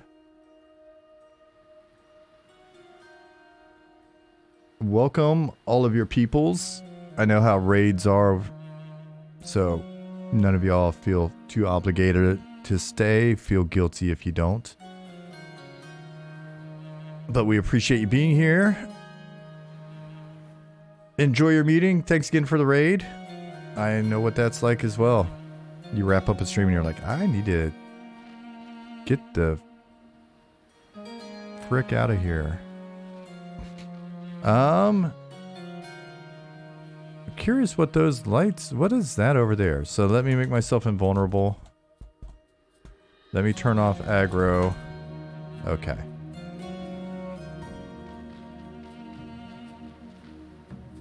Those of you that are here as part of the raid and you don't know what... Oh, interesting. We've got torches now. Pattis, you're not playing around. Oh, these are new torches. I was like, if you can add some torches... What? Is there a secret path up here that you added? VFX, thank you for the follow. I'm being a very poor host. Those of you that don't know what we're doing here, we're working on a game called Monsters and Memories. It is an old school style, classic style MMORPG. Very much inspired by the first MMOs we played in the late 90s, early 2000s. I worked on a game called EverQuest from around 2000 to 2004, but I worked at Sony Online for 11 years before moving on to other MMO companies. Oh yeah, sorry, I wasn't able to stream on Tuesday because I've been sick. Today's my first day back. I don't sound great, but I do have a mute button if I start to make weird sounds. Keeping track of this account, thank you for the follow as well. But yeah, so We're making an old school inspired MMORPG, taking a lot of notes from the things that we liked in games like EQ, UO, Dark Age, Asheron's Call, etc. And just kind of looking at some of the design decisions that at the time we were like, oh man, we can improve on this. And then over the years, we look back and go, oh, that may not be the best air quotes design decision, but it really created a different vibe from what we see with most MMOs these days. So we're very focused on social friction, player interdependency, slower pace, bit more we call it sandwichy combat. Can you eat a sandwich or drink a coffee or smoke a cigarette and play our game without having to put your stuff down? So bit slower pace, bit more strategic, a lot more group focus, a lot more class interdependencies. Okay, nice, Pattis. I haven't gotten this far in the video, so I see you just set this up. Cool. So yeah, we had a really cool entrance out here, but it was very obvious that there was something cool here. And so this is a newbie yard in our proof of concept city, Night Harbor. And we've got a handful of proof of concept zones that we're working through as part of, can you guess? Yes, our proof of concept. And so we made it a little less obvious, though we'll have to look at the lighting and see. I'm in super run mode right now. This is not how the game usually is. Did I already give you a link to our website? monstersandmemories.com. There you go. You can check us out on Discord if you've got questions that aren't covered by the website or any of our VODs. Let's see. Okay. Could probably give that a little light, make it a little bit more glowy so we're not just seeing the red things. Because I was like, what are the red things? And it is our new torches that I hadn't seen before. Give that a little bit of a glow. Draw the eye over here a little bit. And then you come in here. And you go into our little newbie dungeon. Oops. We'll just...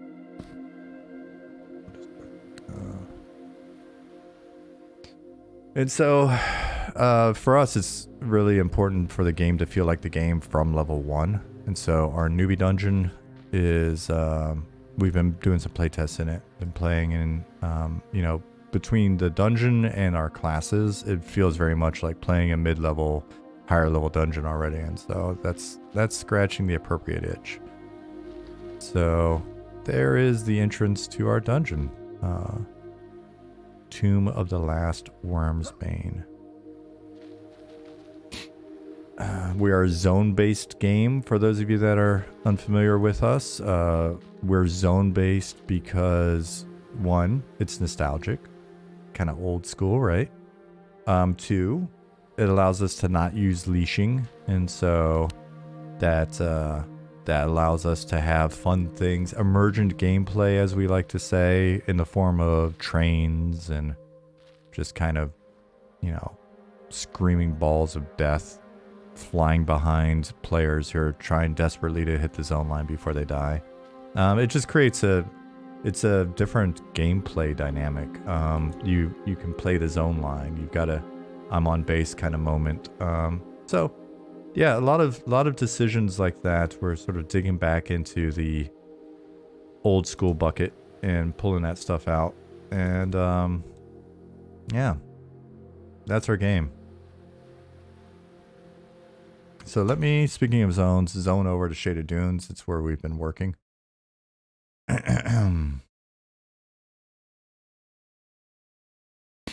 Oh man, and again, apologies. I probably don't sound great, and I'm not.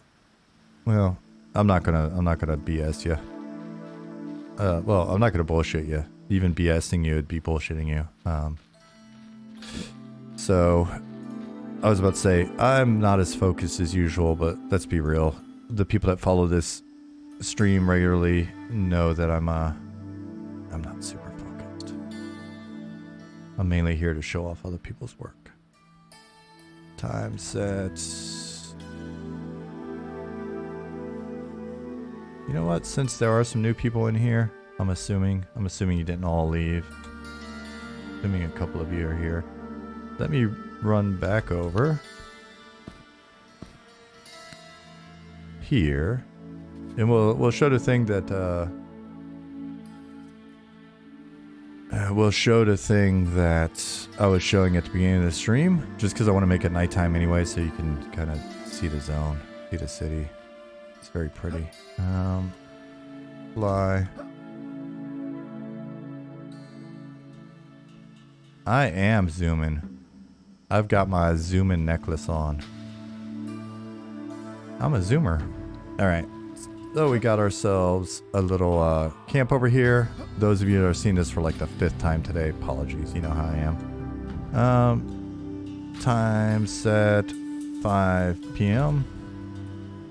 It helps if I spell it right. Time set 5 p.m. Maddie81, thank you for the follow. So we've got this beautiful day-night cycle here, and I'm gonna go ahead and, you know, I'm not gonna spoil it for you. If you haven't seen it yet, we'll show you. One of the things that we're doing is putting a lot of focus on different population changes based on time of day, weather. Eventually lunar cycle, you'll see the moons start to come up over there. Is the tune already in-game music, or is it something you have playing in the background? This is playing straight out of the game, right? So, like, options, music off, dope music back on. This is music from our wonderful rockstar and sound and audio guy, Robert. Yeah, he's great. Riddle Mist, thank you for the follow. Robert Engstrom.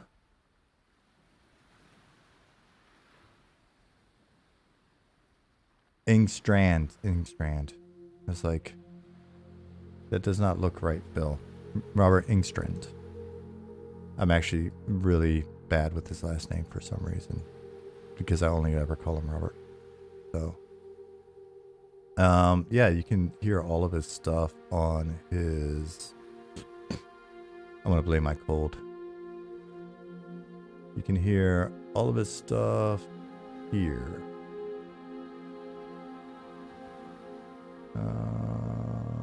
This playlist. I mean, he's got other stuff.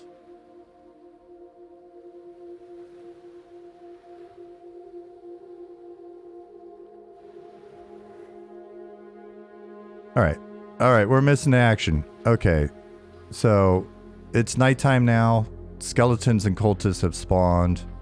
They're attacking.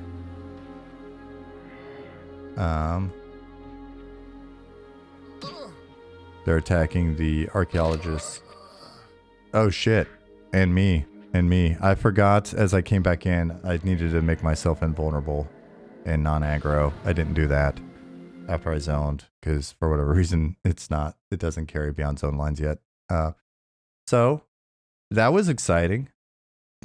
See how dangerous our game is. John said, gotta go get a tarp building secured down before the storm hits. Take care. Be safe in the storm.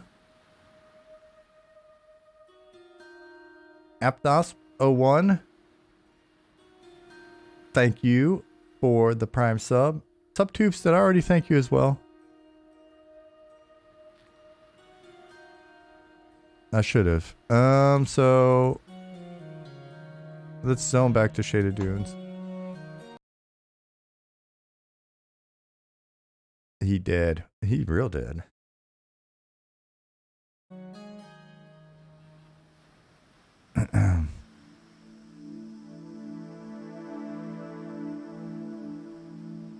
Alright, so slash summon, alright, cast, summon, corpse.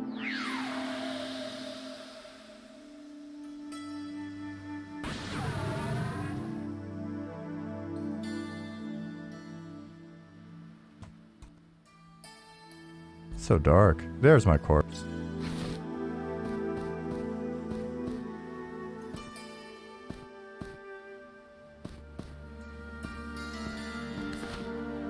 Okay, let me do this differently. Invulnerability is on. Aggro is off. All right, now we're back in the game.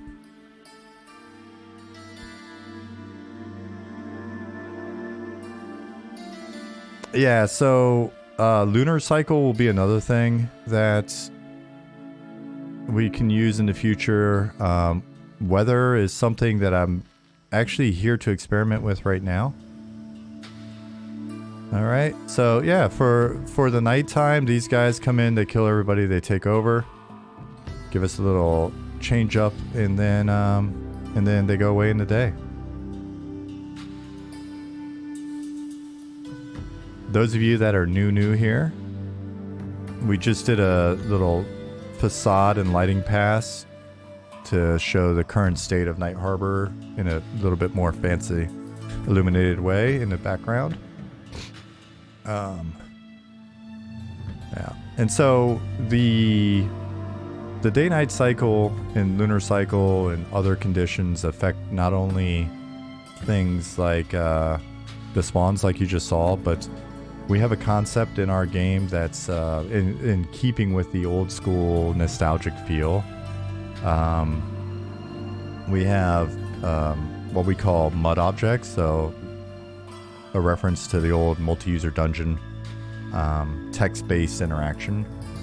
We've got a look button and different perception abilities and a bunch of different commands that you can use that allow you to look around, and every once in a while you'll see something that contextually will kind of clue you in, or depending on your different perception skills, it may trigger like a hey, you notice, and you don't have to hit the look button. Excuse me. Then you can interact in sort of a text adventure based way with whatever it is that you're finding in the environment. So for example, we've got a well over here in the newbie yard that you can interact with, and you'll get different information or interactions based on whether or not it's daytime or nighttime, that type of stuff. But it's fun because it's text-based, but it looks at your inventory and requires you can use like the /pry commands, like to pry a gem off of a statue's eye or something, or pry open maybe there's a secret compartment, and it will require you to hold, like in this case I've got a dagger, or is it a sword? I've got a sword. So a sword is a prying weapon, right? It's got a point on it, and so we've got these weapons and items flagged so that it's tagged to be a prying thing. So you hold it and you can pry the board off, and boom. You can push, pull, taste, smell, take, drop, pry, inspect. So fun stuff. Do you plan to keep nighttime lasting around 45 minutes? Yeah, so it's currently set to 45 if I'm not mistaken. So you can get a couple day-night full cycles in a hour-long play session. Can we have a weeping sword that makes it rain when it procs? In theory, that should be doable. I don't know if we'll do it, but it should be doable. Visigoth says, it'd be fun to be able to have full moon visibility at times, and other times too dark to see. Perhaps different sorts of supernatural dangers come out with the different phases. Both of those things are doable. If you notice, even here, if you notice, it'll be darker when the moons are first coming up. When they're overhead, it's brighter. As they're going back down, it gets dark for a window of time again. And then when we do the actual cycles, we should be able to have the lighting account for that as well. So, yeah. So those of you that are new, if this interests you, I'm not gonna go through everything that's going on here. Definitely going to answer questions, but we've got just tons of content on YouTube from basically tons of just raw VODs. So at this point, there's got to be I've hundreds, at least 100 hours of stuff up there. If you check out Mandrake Farms, you'll be able to see sort of short clips that Keith's made, and then Keith's also got some short clips on our main channel as well. But again, here's our website, here's our Discord. We try to stay pretty active on the Discord. Here's our mailing list. So there's a bunch of links for you. If this seems like your cup of tea. There's a year 2 retrospective that we just put up that'll also give you background on kind of the evolution of the project, which it's pretty good if I say so myself. All right, so let's see if I do weather again. Weather, rain. Is it on? Does it work? Okay. Well, it was worth a shot. It was worth a shot to sort of paste that in there and see. I've got the feeling there's a difference in... So, for those of you that just came in, we're looking at the difference in behavior between this zone and the other zone. So...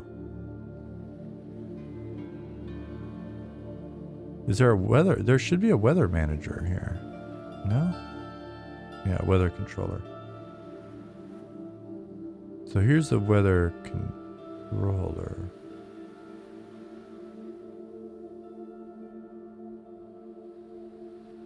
And let me look and see maybe what's different here.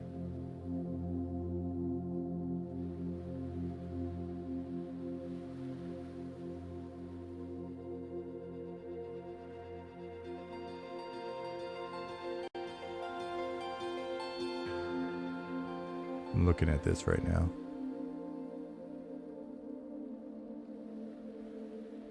Maybe bandits and rebels could attack city zones on full moon nights. They could. That should be doable. Were creatures could come out as well.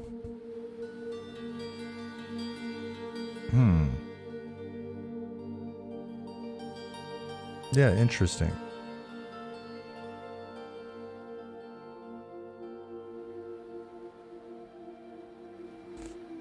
Well, let me see if the other part of what I'm wanting to check is working or not.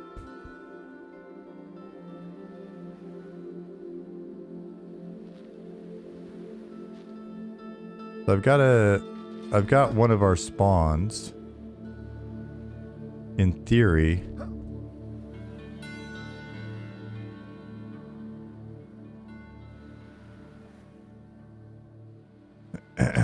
Would it be possible to put the moon on a slightly different speed than the sun, leading to eclipses? I think we'd have to essentially handcraft the eclipse, if I had to guess. Is your nighttime skybox custom? Are those stars and such all tied in with lore? It's currently custom, but not tied in with lore. It will eventually be custom and more tied in with lore. That's something that Luna is... She's brought up as well. Now that she's on the team. And it's just one of those design things where we need to sit down and do it. We're going to do it. Alright, so let me look at the DB, figure out what's going on here with this spawn. The zone spawn. Illegal worker. Thank you for the follow.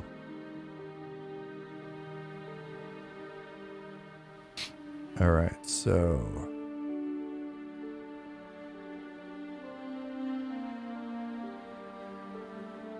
No trickery with lunar cycles in this game. Do not look at the moon. Is that a reference to something? Help me understand. Yeah.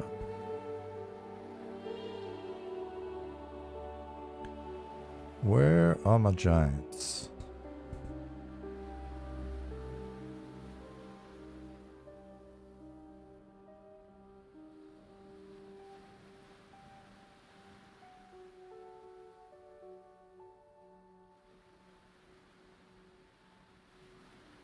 Zone spawn. There they are. 302. Nighttime. 2. condition rain.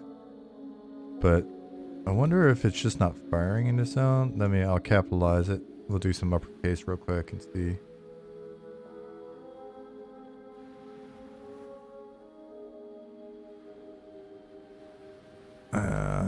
Actually, repop.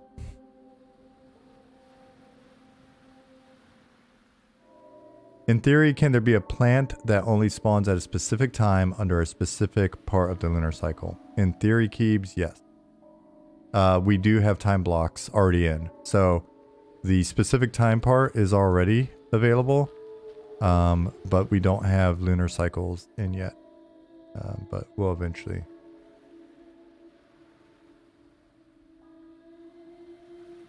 Is that the YouTube horror short made to look like a TV broadcast about not looking at the moon? Raffin, it may be. I'm really bad at keeping up with that kind of thing, so.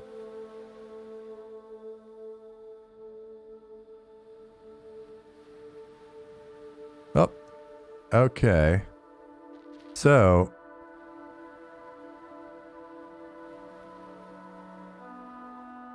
Yeah, we can do all sorts of crazy stuff, Keep.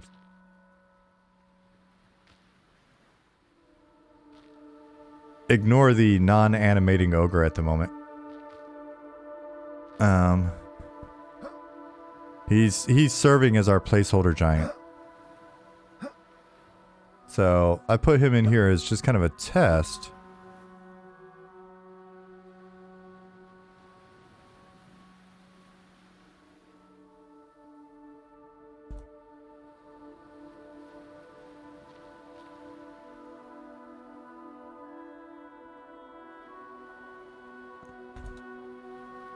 Nice. Okay.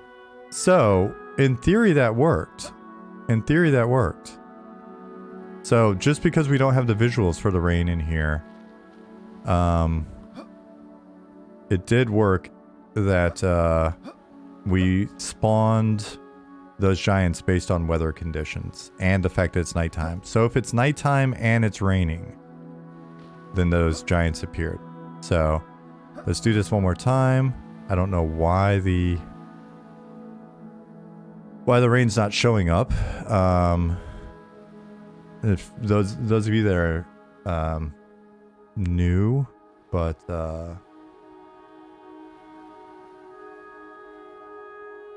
dude, being sick is so weird. I just like spaced out. Those of you that are new and haven't seen the rain and stuff, we'll go into the other zone in a moment. You'll see it.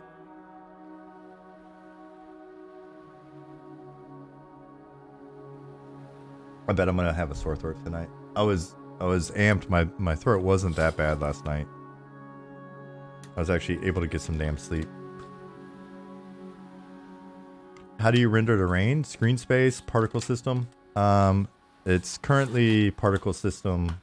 You know, it's client specific. It's not like the whole zone's actually got rain in it, but particle system on the player. When do you think we'll start to see a zone that isn't all sand, Dargus? Later. We still need to finish our all sand zones, buddy.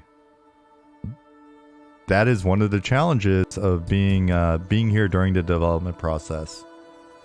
You get to spend year or years, you know, watching something like this evolve, and it's a lot of the same stuff. You're craving some green space. I bet a number of people are, team included. But we'll get our sand stuff going, and then we'll get some green space. See that island out there? Maybe we'll throw some green on that island.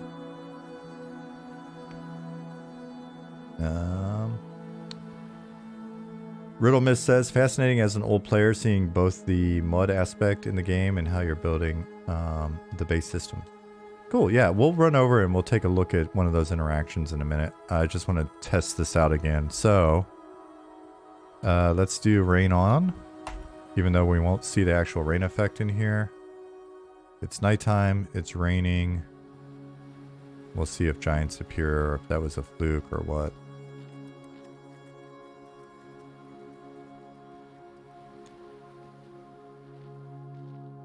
Here's what design and style you go with grass, trees, etc. whenever that time comes. It's going to be similar to what we've already got in here. So we can look at that in the daylight in a minute. See ya, Big Al. Okay, so it starts to rain. But I don't see the giants.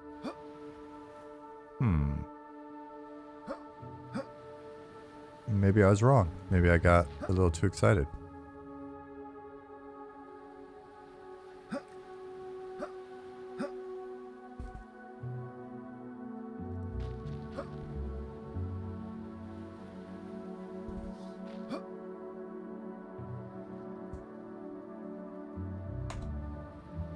So we got giant fire beetles, we got giant scarabs.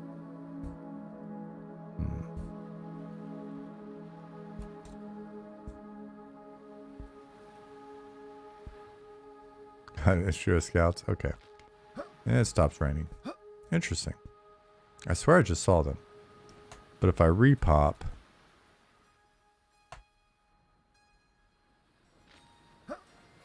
Did I trick myself? Did they just appear because of the repop?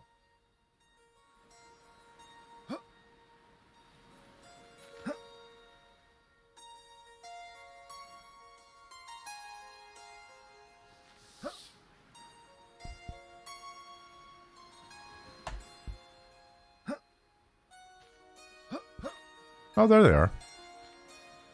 So I need to figure out why they're only appearing after a repop, but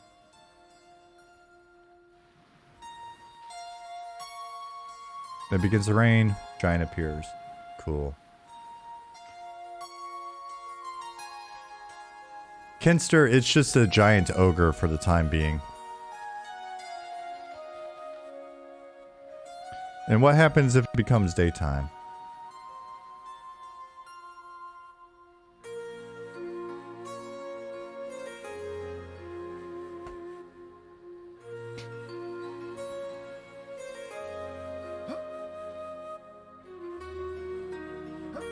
Oh, cool. He depopped.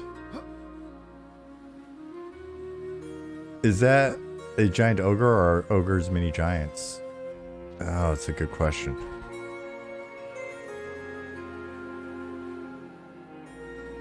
I don't want to spoil any lore for you.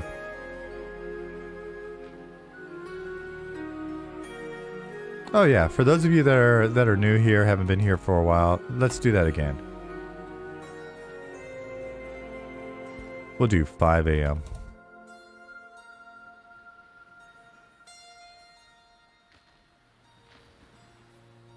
So the water came over. We've basically used very few assets or things that are not created by us. But when John joined the team, he's worked on a couple of his own games now. Salt 2 just came out. You should check it out. It looks like they've just added some more content to Salt 2. Anyways, lots of water in his games, and he brought this over and was like, hey, this is what I use. It looks good. Can we try it out? And we tried it out, and though we're going for like a very kind of hand-painted old school look, the water just feels nice whenever we use it, even though it's kind of a juxtaposition here. And so, yeah. It is a shader that somebody else created, but we really like it, so.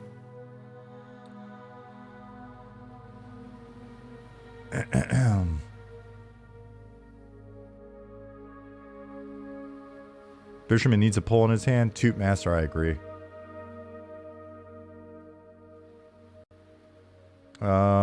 Belfaster said, when I asked the tech art question earlier, I just remembered how big of a leap forward it felt when water was added. Same for the sky. Just curious if you had anything in the pipeline you feel as impactful as when those things were added.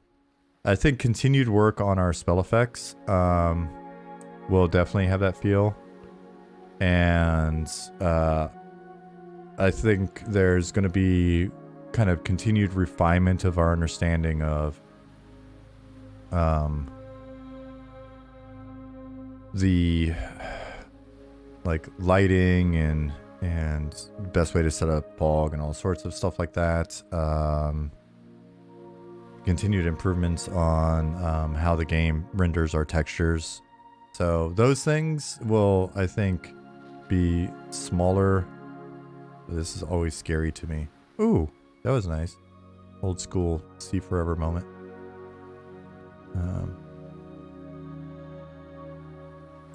I'll try not to drown. Yeah, so atmospheric effects like fog and weather effects would do it. Yep. Yep. Absolutely.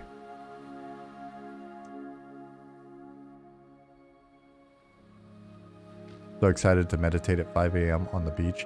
We want the beach experience to be one of those experiences where you just kind of feel good being here.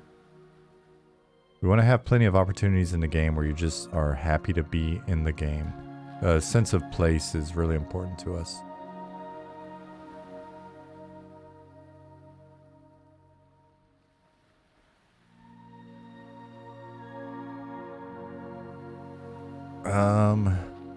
All right, so those of you that were asking like about trees and grass and stuff, here's our some examples of our first trees that we've added to the game. Here are some old grasses that we've been using. And so assume that we're going to keep things pretty sparse like this. When we do lots of trees, yeah, we will do bigger ones, etc. But don't expect us to just like paint in grass everywhere and stuff. It's probably not going to be the case. Again, we like this old school kind of simpler look.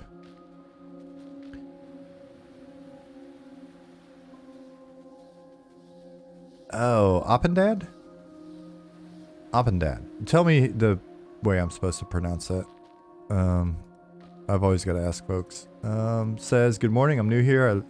I'm in love with you and your team's vision. Played on Vishen when I was 9. Awesome. When the game first launched. I was blessed with the very first UI. Super cool.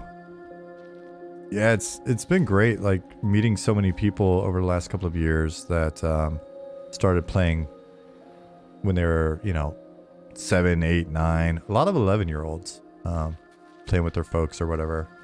So.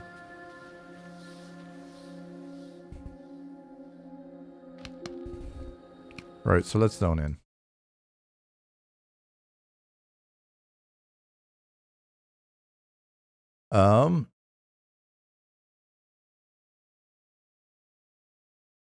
Epto said, a core memory of the old school games like this was the need for CC classes. I see Enchanter as a class on your FAQ. Is CC like Mesmerize, Root, and Snare going to be a big part of the game? Also Charm. Yeah. Take a look at our YouTube channel and watch look for the last few playtests. It'll say playtest in there or whatever. Whether that be my videos or Zukin's. And Zukin, I think, tends to play an Enchanter. Somebody may or may not have been playing an Inquisitor, which is essentially Enchanter hybrid tank. And yeah, we've got Ollie running around on a bard, so you'll see that in action. Nick, when he's populating Wormsbane especially, has been very into like a mob density that necessitates CC. So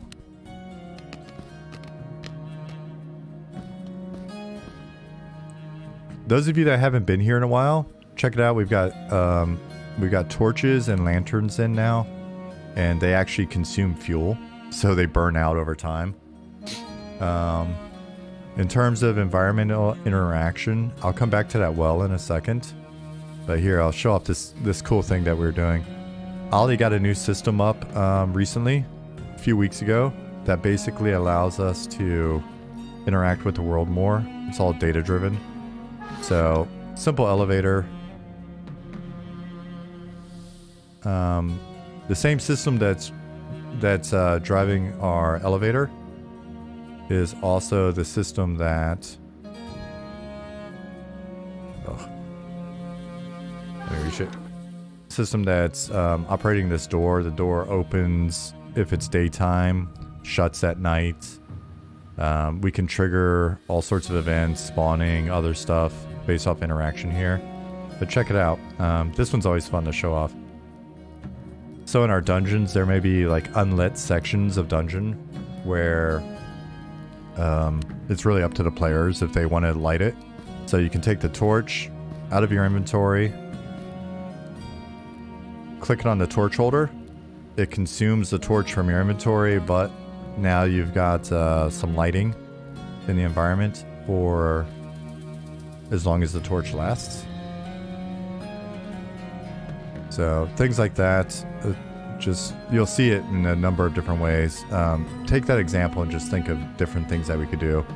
In theory, if a torch is, if an area is lit with torches, in theory that could also maybe turn off spawns. It could turn on spawns if you put a magic torch in instead. Maybe it spawns something magical. So let's see. Invuln. Aggro. I always forget to do that when I zone. Can the light reveal hidden areas or traps? It can. Can you take the torch back off the wall? Your boy Moses? No. No, we don't have that at the moment. And I don't know that we'll do it. Some stuff like that, we may just have it not be realistic, have it be limited. Rather than have to track sort of the state and blah, blah, blah. That may be a thing where maybe it's not bad. I don't know. It's doable. We just don't have it.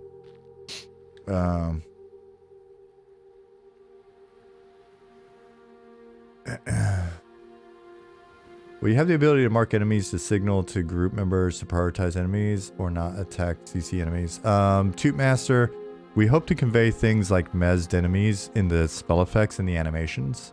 So we've prototyped that and it worked pretty good. I had some placeholder animations in on the capsule guys. And he was just kind of like, and had like the effects around his head. So there's, you know, things like that to make it so that it's in game. It's not just a UI element, but you can see what's up. I only say that because if I'm in a dungeon and need a quick light, it'd be nice to take the torch back before moving to the next area. Excuse me. The challenge we might have is inconsistency, because then either we're putting all the torches up in the same manner, whereas some of these torches are permanent. Which I know is inconsistent in and of itself. But then other ones are player driven. Yeah, I guess we'll see. We'll see. Opa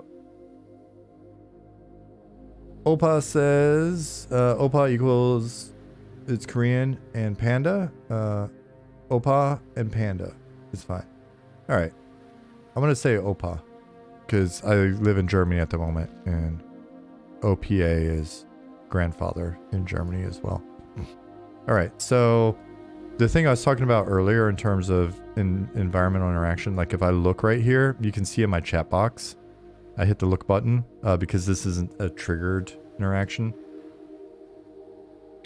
It says you see a well. It appears to be as old as the ruined walls nearby. Okay, so let me inspect the well. You notice some moss growing on the rim of the well. Dark water shimmers in the moonlight just below the well's rim. Smell the water. The water has a pleasant fragrance. Taste water. You scoop up a handful of water and taste it. It's delicious.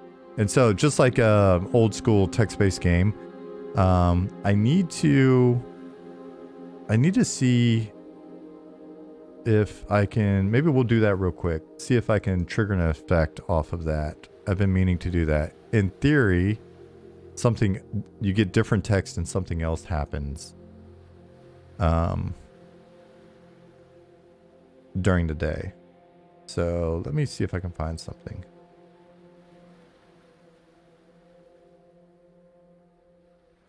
Wait, does that describe the water level as being near the top of the well? Yes, it's... That's not how it's a magic well, a CGAC. I just... Alright. You're going to call me out on it. I guess you're right. I should make it so that you just assume that you pulled a bucket up or some shit. Where's the mud action here? Let me change the text. That's good feedback, I guess. Whatever. Making fun of my understanding of wells. I just wanted it to seem natural for you to like smell it or whatever. You'll fill in the blank. You'll assume that you did all the right stuff. It's a fair point. No, a CJAC's correct. This isn't hyperrealism. This is me just putting something in quickly and not thinking about what I'm doing. Wizard Simulator. It's immersion in the well. You find yourself immersed in the well. Where is it? Where is the damn... Where's the well?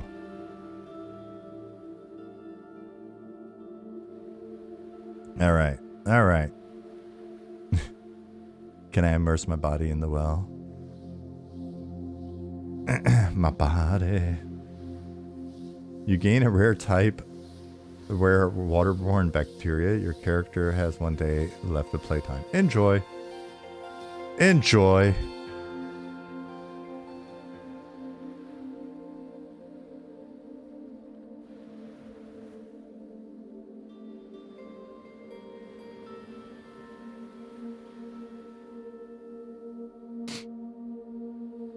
You have died of dysentery. You're cackling? Well, just because you called me out on the well, I'm imagining the most like witch-like cackle. That is my revenge. My imagination. Cackling. Like the Wizard of Oz. Blah blah blah. Where do I mess the well up? And this is where you notice the well. The well is so filled with water, it's within reach. I guess we don't need that. What do we say here instead?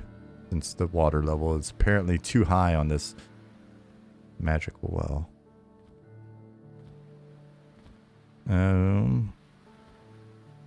The dark water shimmers in the moonlight in the depths of the well. I'm just gonna really clearly state how deep the well is. Where's the moonlight part of it? Well,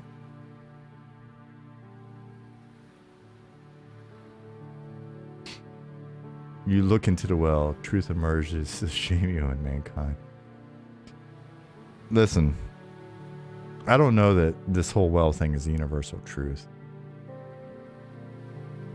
Action / drink water. The water is tasteless, odorless, and colorless. / pour out water. Drink whiskey. Nicodemus. Too dark, even though it is a Lassie reference.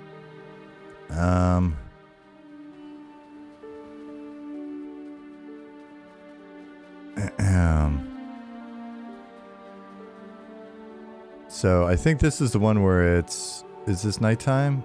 This is daytime. You see water deep below. Listen, I'm the front man here. I'm the front man. I don't need to be good at this part of the process. I'm not. No one said I'm creative. Callahan 11.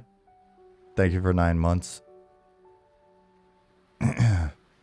You're making me feel sicker. Not you, Callahan. These other people. Where was the other? Okay, there it is. Dark water shimmers in the moonlight. Shimmers in the moonlight.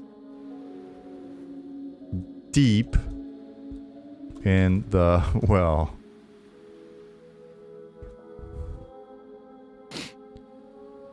There we go. Not the best writing, but at least we've now cleared up the physics of the whole thing, for God's sakes. Watch some old Dennis Menace episodes on Alaska local television. Those old shows can be pretty messed up. Kid shows are... Dude, stuff used to be sketchy. Come on. The Germans have the whole, like, children's book where just scissor hand dudes just chopping up kids' fingers and stuff. It's so sketchy. It's terrifying. Mascot skills have improved 17. Yeah, that's basically what I am. I'm just the mascot here, people.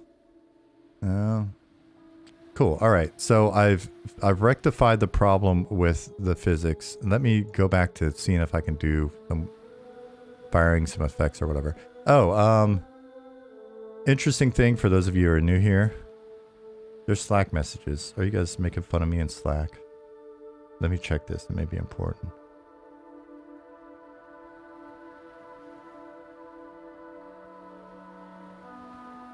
Oh, wow. I need to follow up with Nick after that. Oh, man. Big times.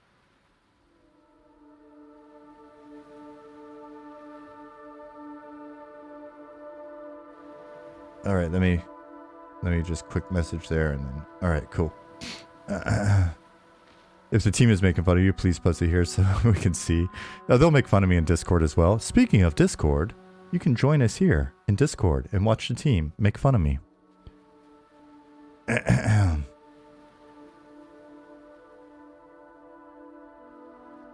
What about a special message that can only be gotten at 12 a.m. or 12 noon since light will be shining down directly? We could do that. We could actually do that, Toot Master. It's not even a joke.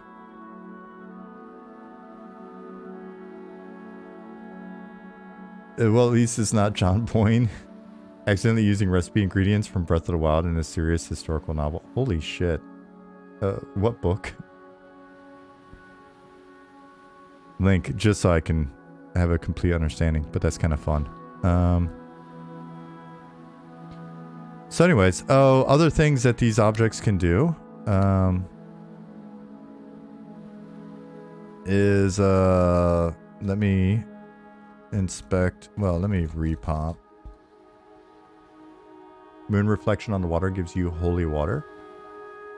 It's interesting because I do think I've written like I put in placeholder item called holy water, but then that really gets into given the breadth of the pantheons that we were talking about. Whose holy water would it be? The man at the top has to have thick skin. Well, Dargith, that just doesn't work for me. I've got the thinnest skin. I am not following the 3 agreements. No, I'm trying. Take nothing personally. Inspect well. Yep, that water is deep in the well now. I notice some moss growing on the rim of the well. Take moss. You scrape some of the moss from the rim of the well. And now I have the item. So that's the kind of stuff that that we can do here. It'll check to make sure you have certain items in your inventory as well. There's some engravings on a rock over here that I need to have parchment and charcoal with me in order to rub it on the engravings and get that. So yeah, Nicodemus, we can for this just happens to be a quest item and it's me playing with the system, but yeah, we can do we can definitely have it fit into like herbalism and alchemy and all that stuff. Vagrant, thank you. I am feeling a little bit better. I have clicked your link. Zelda recipe appears in serious novel by serious author after rush to Google search.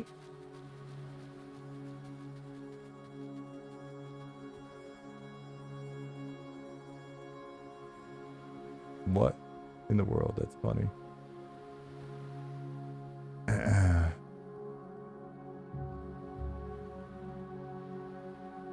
Hey, Sakai. Cool. Those of you that are wanting to see the the weather that I was alluding to in the other zone while we were making the giant spawn based on weather. Here, let me click on the lever of dampness. It is a new song. It is a 22 minute sort of ambient track for when we're hanging out.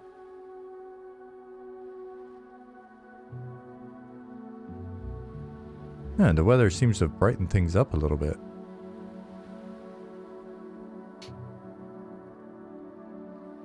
So we'll be playing around with the actual effect and also working to optimize it. And also, is this a bug? I think it may be a bug. The game has 3 moons. Before you say anything, SC Jack, I understand that there are probably certain lunar tidal considerations that we have to factor in with 3 moons that we're probably going to get wrong. I think personally the reason why the well water is so high is because of the gravitational pull created by having 3 moons. But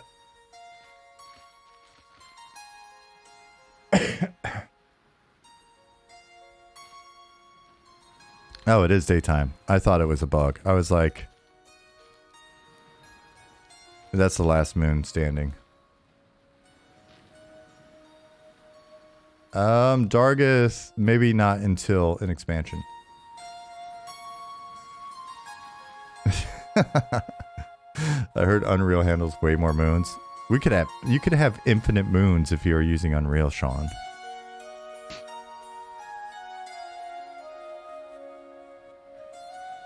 Should the water raise under the moon and lower during the day, or would that not make sense? No, that's why the water raises in the well, Toot Master. I had foresight. Pattis has put in some temporary signs so that when people come in here, they don't get as lost. Though, in theory, this should be working now.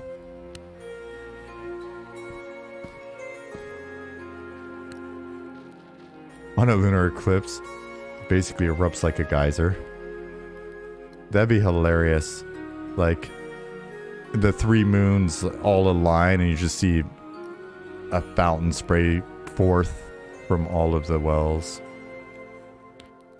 Come to find out they're actually water weirds and water elementals. And they just go around the newbie zone massacring folks. Alright. Alright, so Hale. Where can I find the market? Which market are you looking for? The main market or the old temple market? Let's see if this works. Where is the old temple market? Old temple market can be found a ways to the north and east of here. I know that it is that way, so he is correct. So yeah, we've got this set up for the guards at the moment. So let's see what this guy says.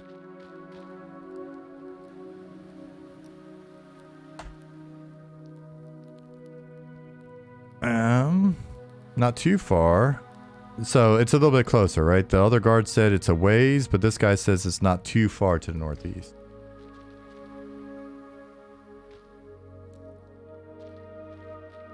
That's Temple to Eltindra.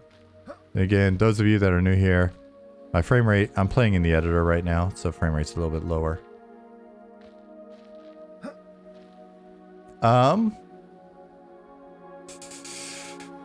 Should have been Comic Sans on the signs. It's a fair point, Cindercroft. I know that artists love Comic Sans.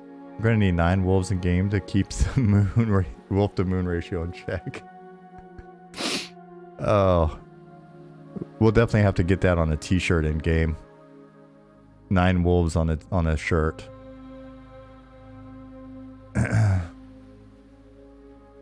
Should have a Discord art contest. Let some people design shop signs that you could potentially make it in, but then we'd have to have the people whose sign we use sign some legal paperwork. Do you have to target the NPC before speaking to him? Yes, Nicodemus.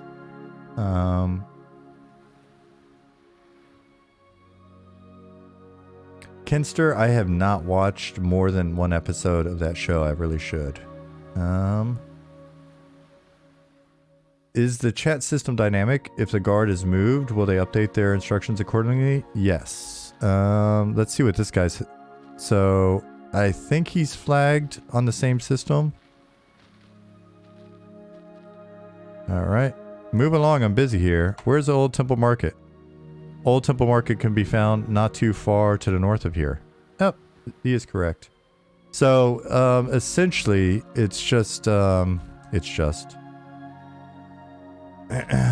it's using its relative position info with 3 different distances and then directional based on the point of interest or the NPC. We can now tag NPCs as well. So in theory, if I was, you know, like,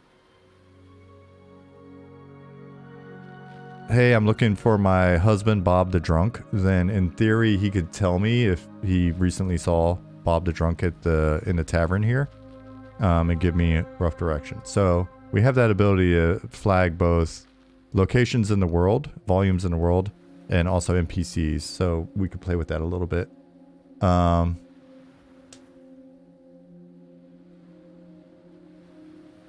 So it's not a super complex system. There's no personality to it yet or anything like that. It's a fairly straightforward data-driven like setup. So let me show you point of interest. So, yep, it's got some tokenized strings here. Ooh, it looks like Luna has added a new one. Oh, cool. So, and it allows you to find certain merchants, allows you to find locations, maybe certain key characters. It won't let you find everything. Naturally, it's, you know, prescriptive. We have to go in and set each one of those things up, so we've got control over it. And we may add more complexity to the system later, so that different guards respond slightly differently, or maybe some of them lie to you, or, you know, and when I say guards, I mean like NPCs. This can be used. Merchants can tell you where to find other stuff. Because we have that set up where certain merchants have a buy list as well as the sell list, so they'll only buy certain things off of you. We could also have it be, maybe give you feedback and says, I don't want to buy that, but you know, maybe a such and such would, and then you can ask like, where's the such and such, and then you could say, depending on the city, kind of like what Luna has set up here. You know, Smithy, or Old Reston, I guess. Old Reston makes high quality steel weapons and armor. You can find him over there. Maybe he'll buy it, that kind of thing, right? So, again, very simple system. It's really going to come down to how we use it. That's where the magic's going to happen. All of our stuff's in data is fairly simple, but as we were saying earlier, a lot of design is just a magic trick. Cindercroft, too far. Picking on Shifty. You realize that's me, right? Shifty Gnome? That's me. You're picking on me. Stop punching up. I'm a gnome. I'm tiny. Aku12345 said, just tuned back in after not seeing any streams for a while, for a few months. Game looks phenomenal. Amazing progress. Thank you very much. If you haven't seen the game recently, be sure, if you just got in tonight or today for you, be sure to go back through the VOD, and maybe skim through. You don't have to watch the whole thing, but skim through some of the recent VODs. There's a lot that's gone on in the recent months. So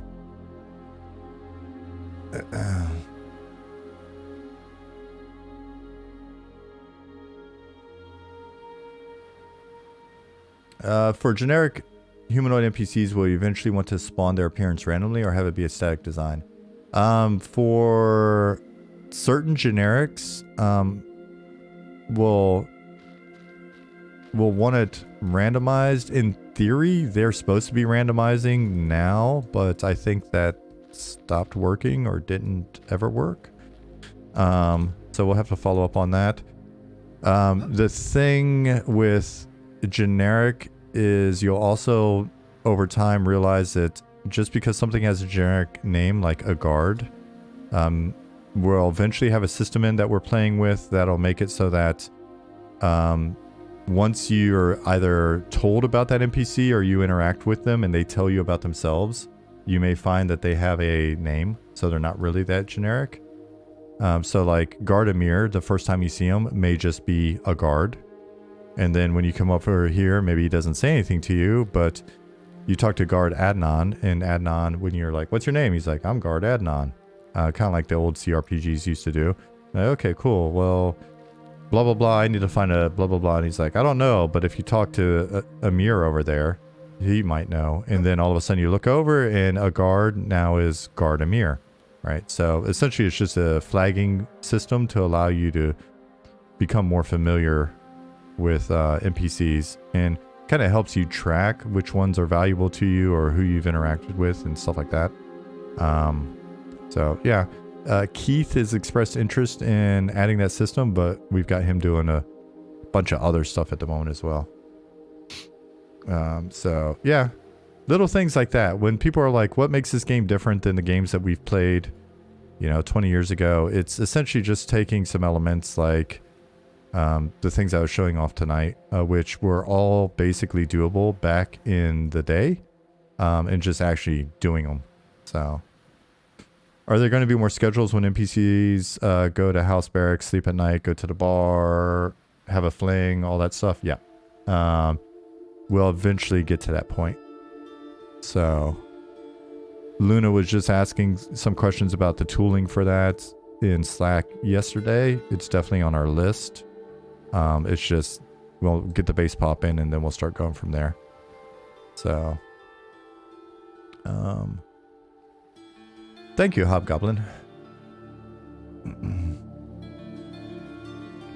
Billfaster said, I think, that's where I think having multiple people designing signs can make it feel like different shops and merchants designing their own signs. Also help keep it from being too samey from other games. It's so familiar. It's a fair point. That is a really fair point. Thieves Guild could have hieroglyphs or rocks set in an arrow formation and point the way to their hideout. Could be. They definitely have a secret hideout. They're hiding in plain sight. Some signs should glow, like a bored magician or alchemist wanting to make their shop stand out. That's a very good idea. Using magic, ink, or paint.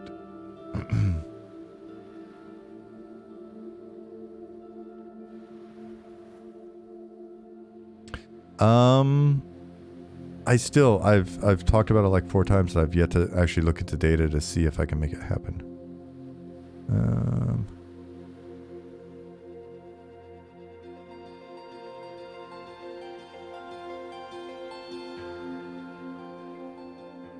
Oh, I'm in the wrong table.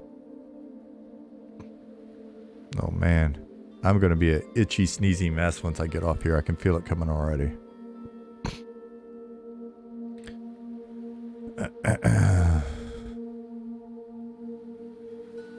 Oh, cool. Yeah. Now that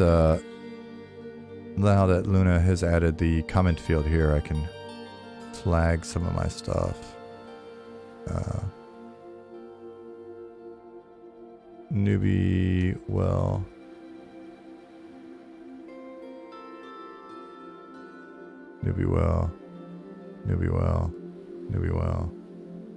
Hot toddy's the way to go. I'm gonna do it. I'm gonna do it tonight. I'm gonna have a little warm whiskey. See what that does for me.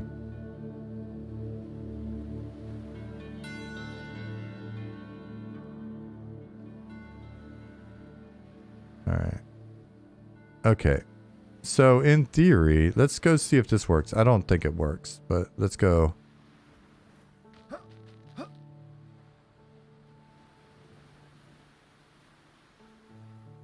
I think I tried this before.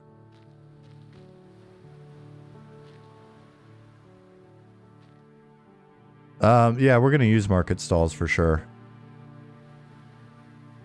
We just haven't done all the population that needs to be done. Alright, so look. Nybrock, thank you for 4 months. Inspect well. Inspect well. Oh, my nose is just starting to get itchy, man. Oh, it's so... You see water deep below. I mean, you don't, but use your imagination. That's the name of this game.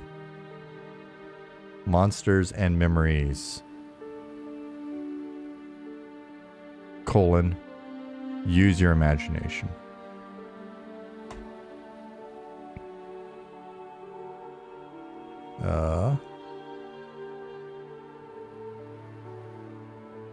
Slash inspect.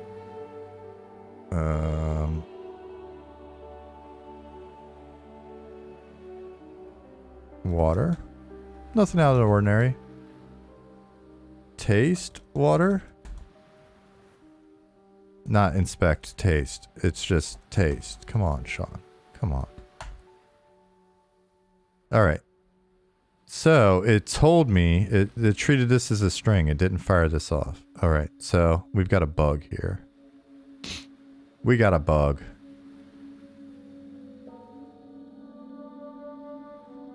So I think, yeah, ability should fire an ability, but it didn't. So we'll have to... Well, maybe it's because those things were touching. Let's do this. Let's repop. A little repop-a-rooney. So I'm repopulating the data after making a change. Are you lacking a white space? I might be lacking a white space. That may be what has caused my troubles. I really like only showing one bracer. That's pretty dope.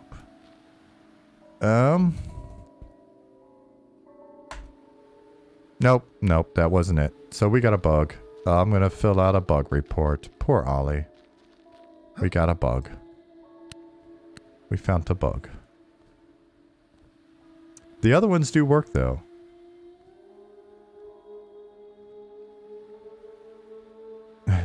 One bracer is M&M's market differentiator for sure. Can you tell us about your unique selling points?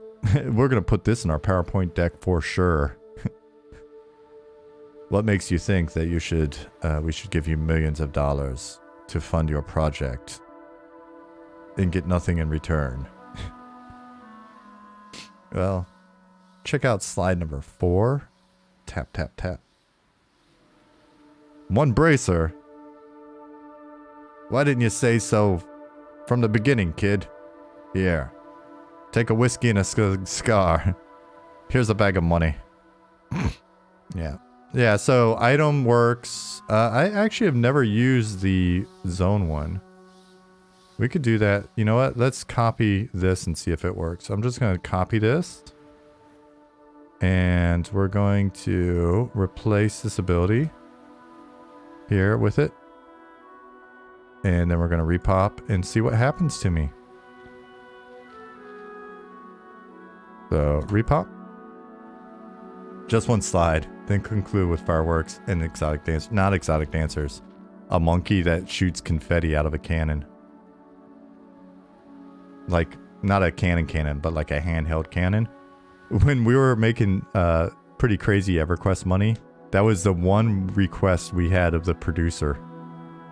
It was like, well, and by we, I mean me. Nobody else on the team actually wanted that. It was like, I would like a monkey named Rasputin with a confetti cannon for meetings so that we could yell, Rasputin! And he would come, hop on the table, and then he would just fire confetti out of his confetti cannon. And I would use that any time that I had what I deemed to be a significant idea of value. So it's back on the list, boys and girls. Alright, taste water. Oh man, apparently I was within the radius of the... That's a pretty big interaction radius. And basically, the well sends me to hell. There we go. Let me make myself, I zoned, so invulnerable.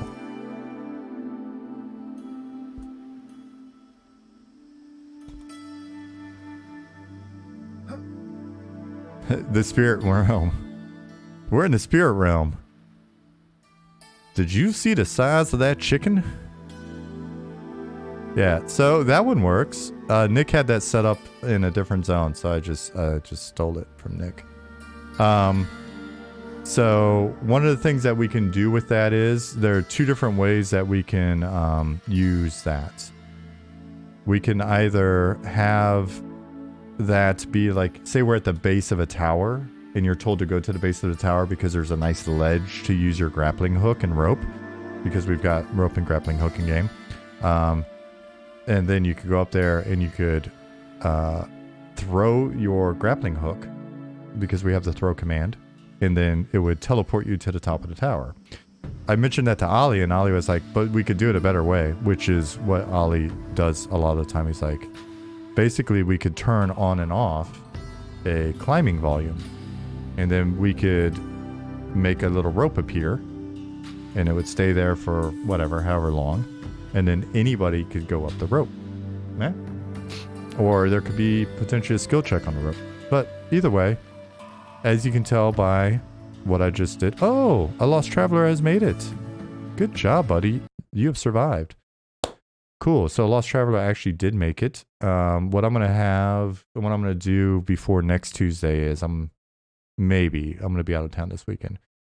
At a minimum, we'll do it next Tuesday, but I'll try to have it in before then. Is when the lost traveler gets to the zone line, he will trigger a spawn of kind of himself, but it'll be a random one of him that will do different things. Or for now, we'll keep it simple. He'll spawn on this side because he'll trigger his own spawn. He'll depop on that side, and then maybe he'll walk to the inn here and be somebody that you can talk to. But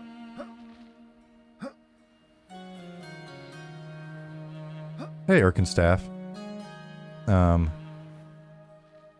But he has to not die in the desert first. So, and I'll make him a lot more likely to die.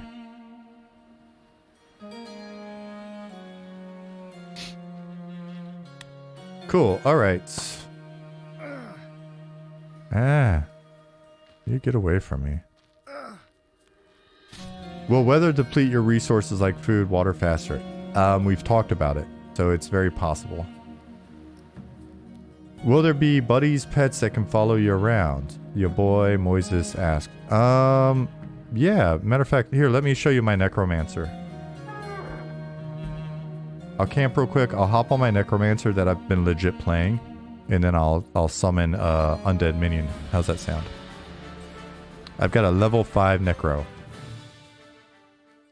which if you go back and watch some of our recent VODs, you'll see us playing in different areas. We're at the Shira camp in Shaded Dunes. We were in Wormsbane a few times. Oh, those VODs are actually going to go up this weekend, so I just lied to you, but you can watch them here.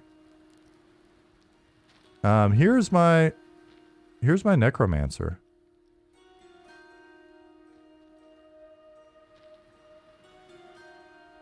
Can we see the MTX and marketplace? Yeah. No. You're not gonna get.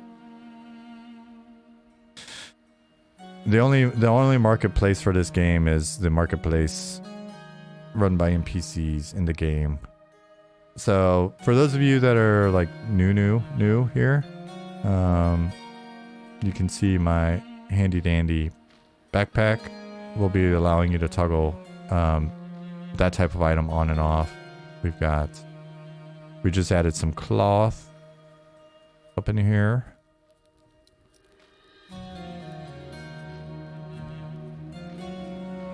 Bruce Malt said, can't wait to spend $80 to get a Darth Vader skin. That's what gives me a sense of pride and accomplishment after all. Just to be clear for anybody that's new, there will be no cash shop in our game.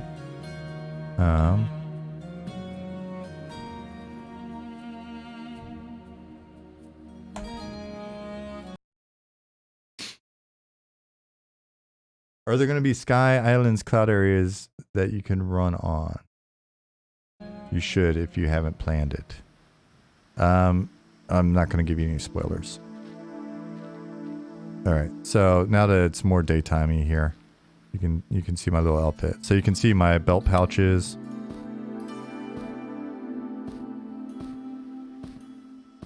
You can see my backpack.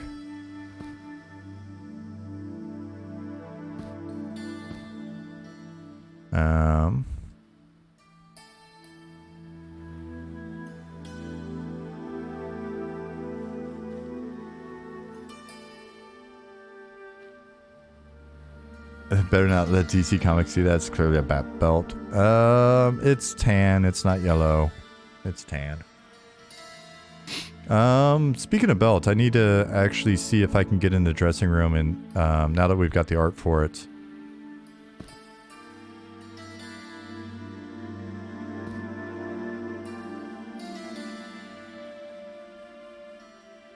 So now that we got the art for it, I need to get some these items colored if possible using our dressing room tool, and maybe see if I can get some of the new capes in, cloaks in.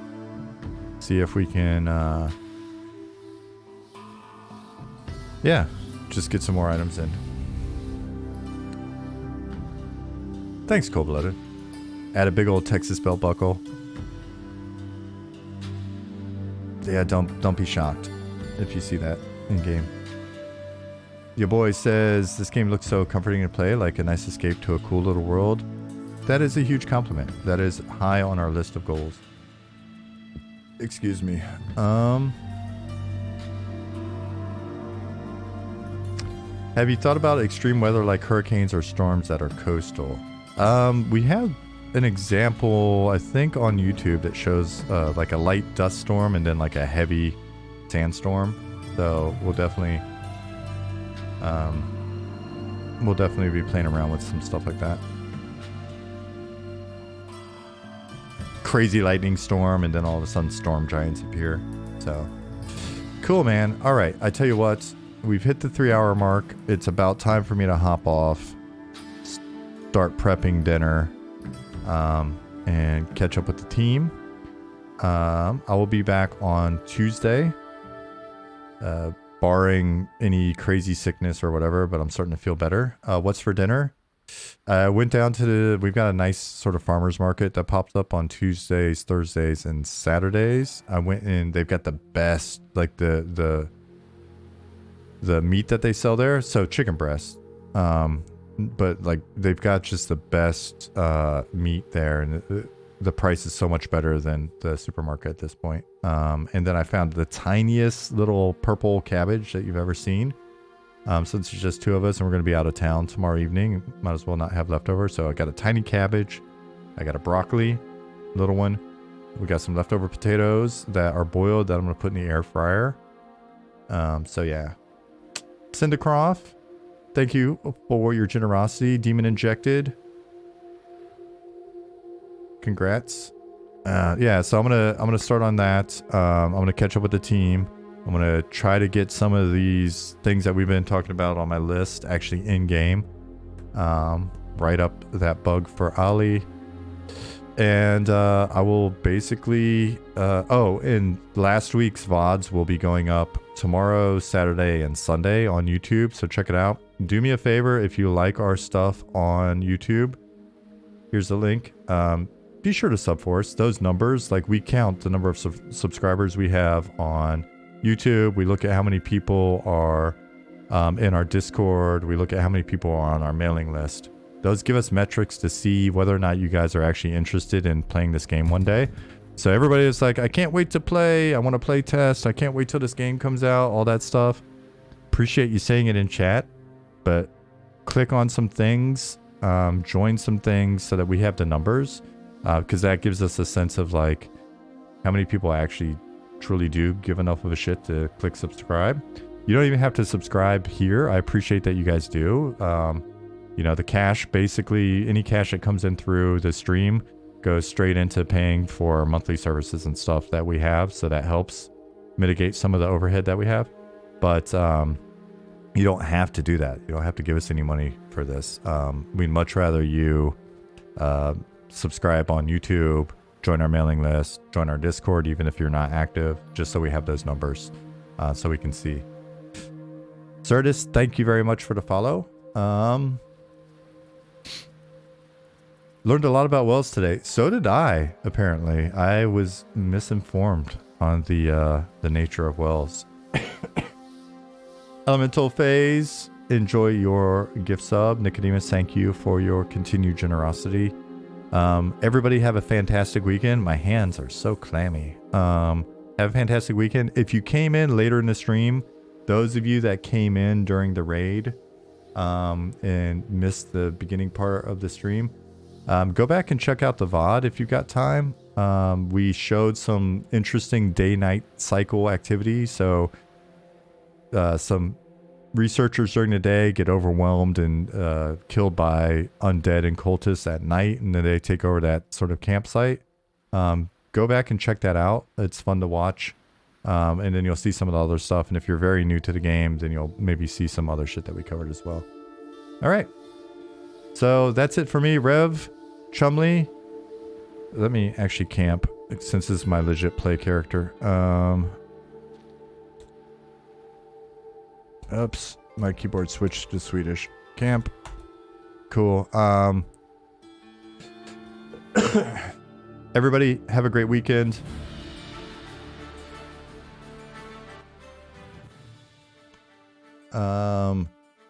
Bill, good to see you again.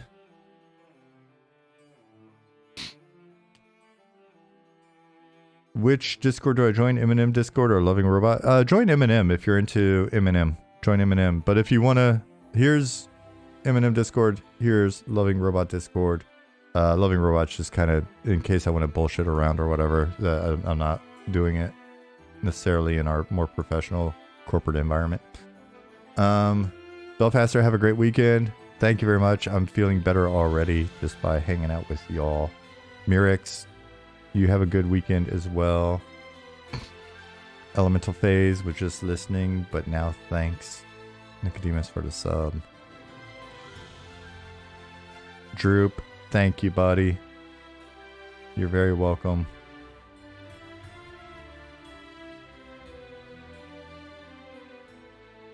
Oh, go check some Marauders. I got it up on the tab right there. Angel, you have a great day as well.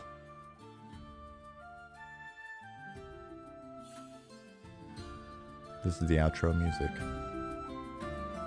I'm outroing you. All right. You guys are being a little stingy with your goodbyes today, but that's good. We'll get out of here. BDC Retro, you take care as well. I am out of here. Vagrant, you too. I'm gonna send the little wavy hands now. Boom, boom, boom. Boom. And goodbye. Adapts up. See you. Okay, bye-bye, guys. Bye-bye. Bye-bye.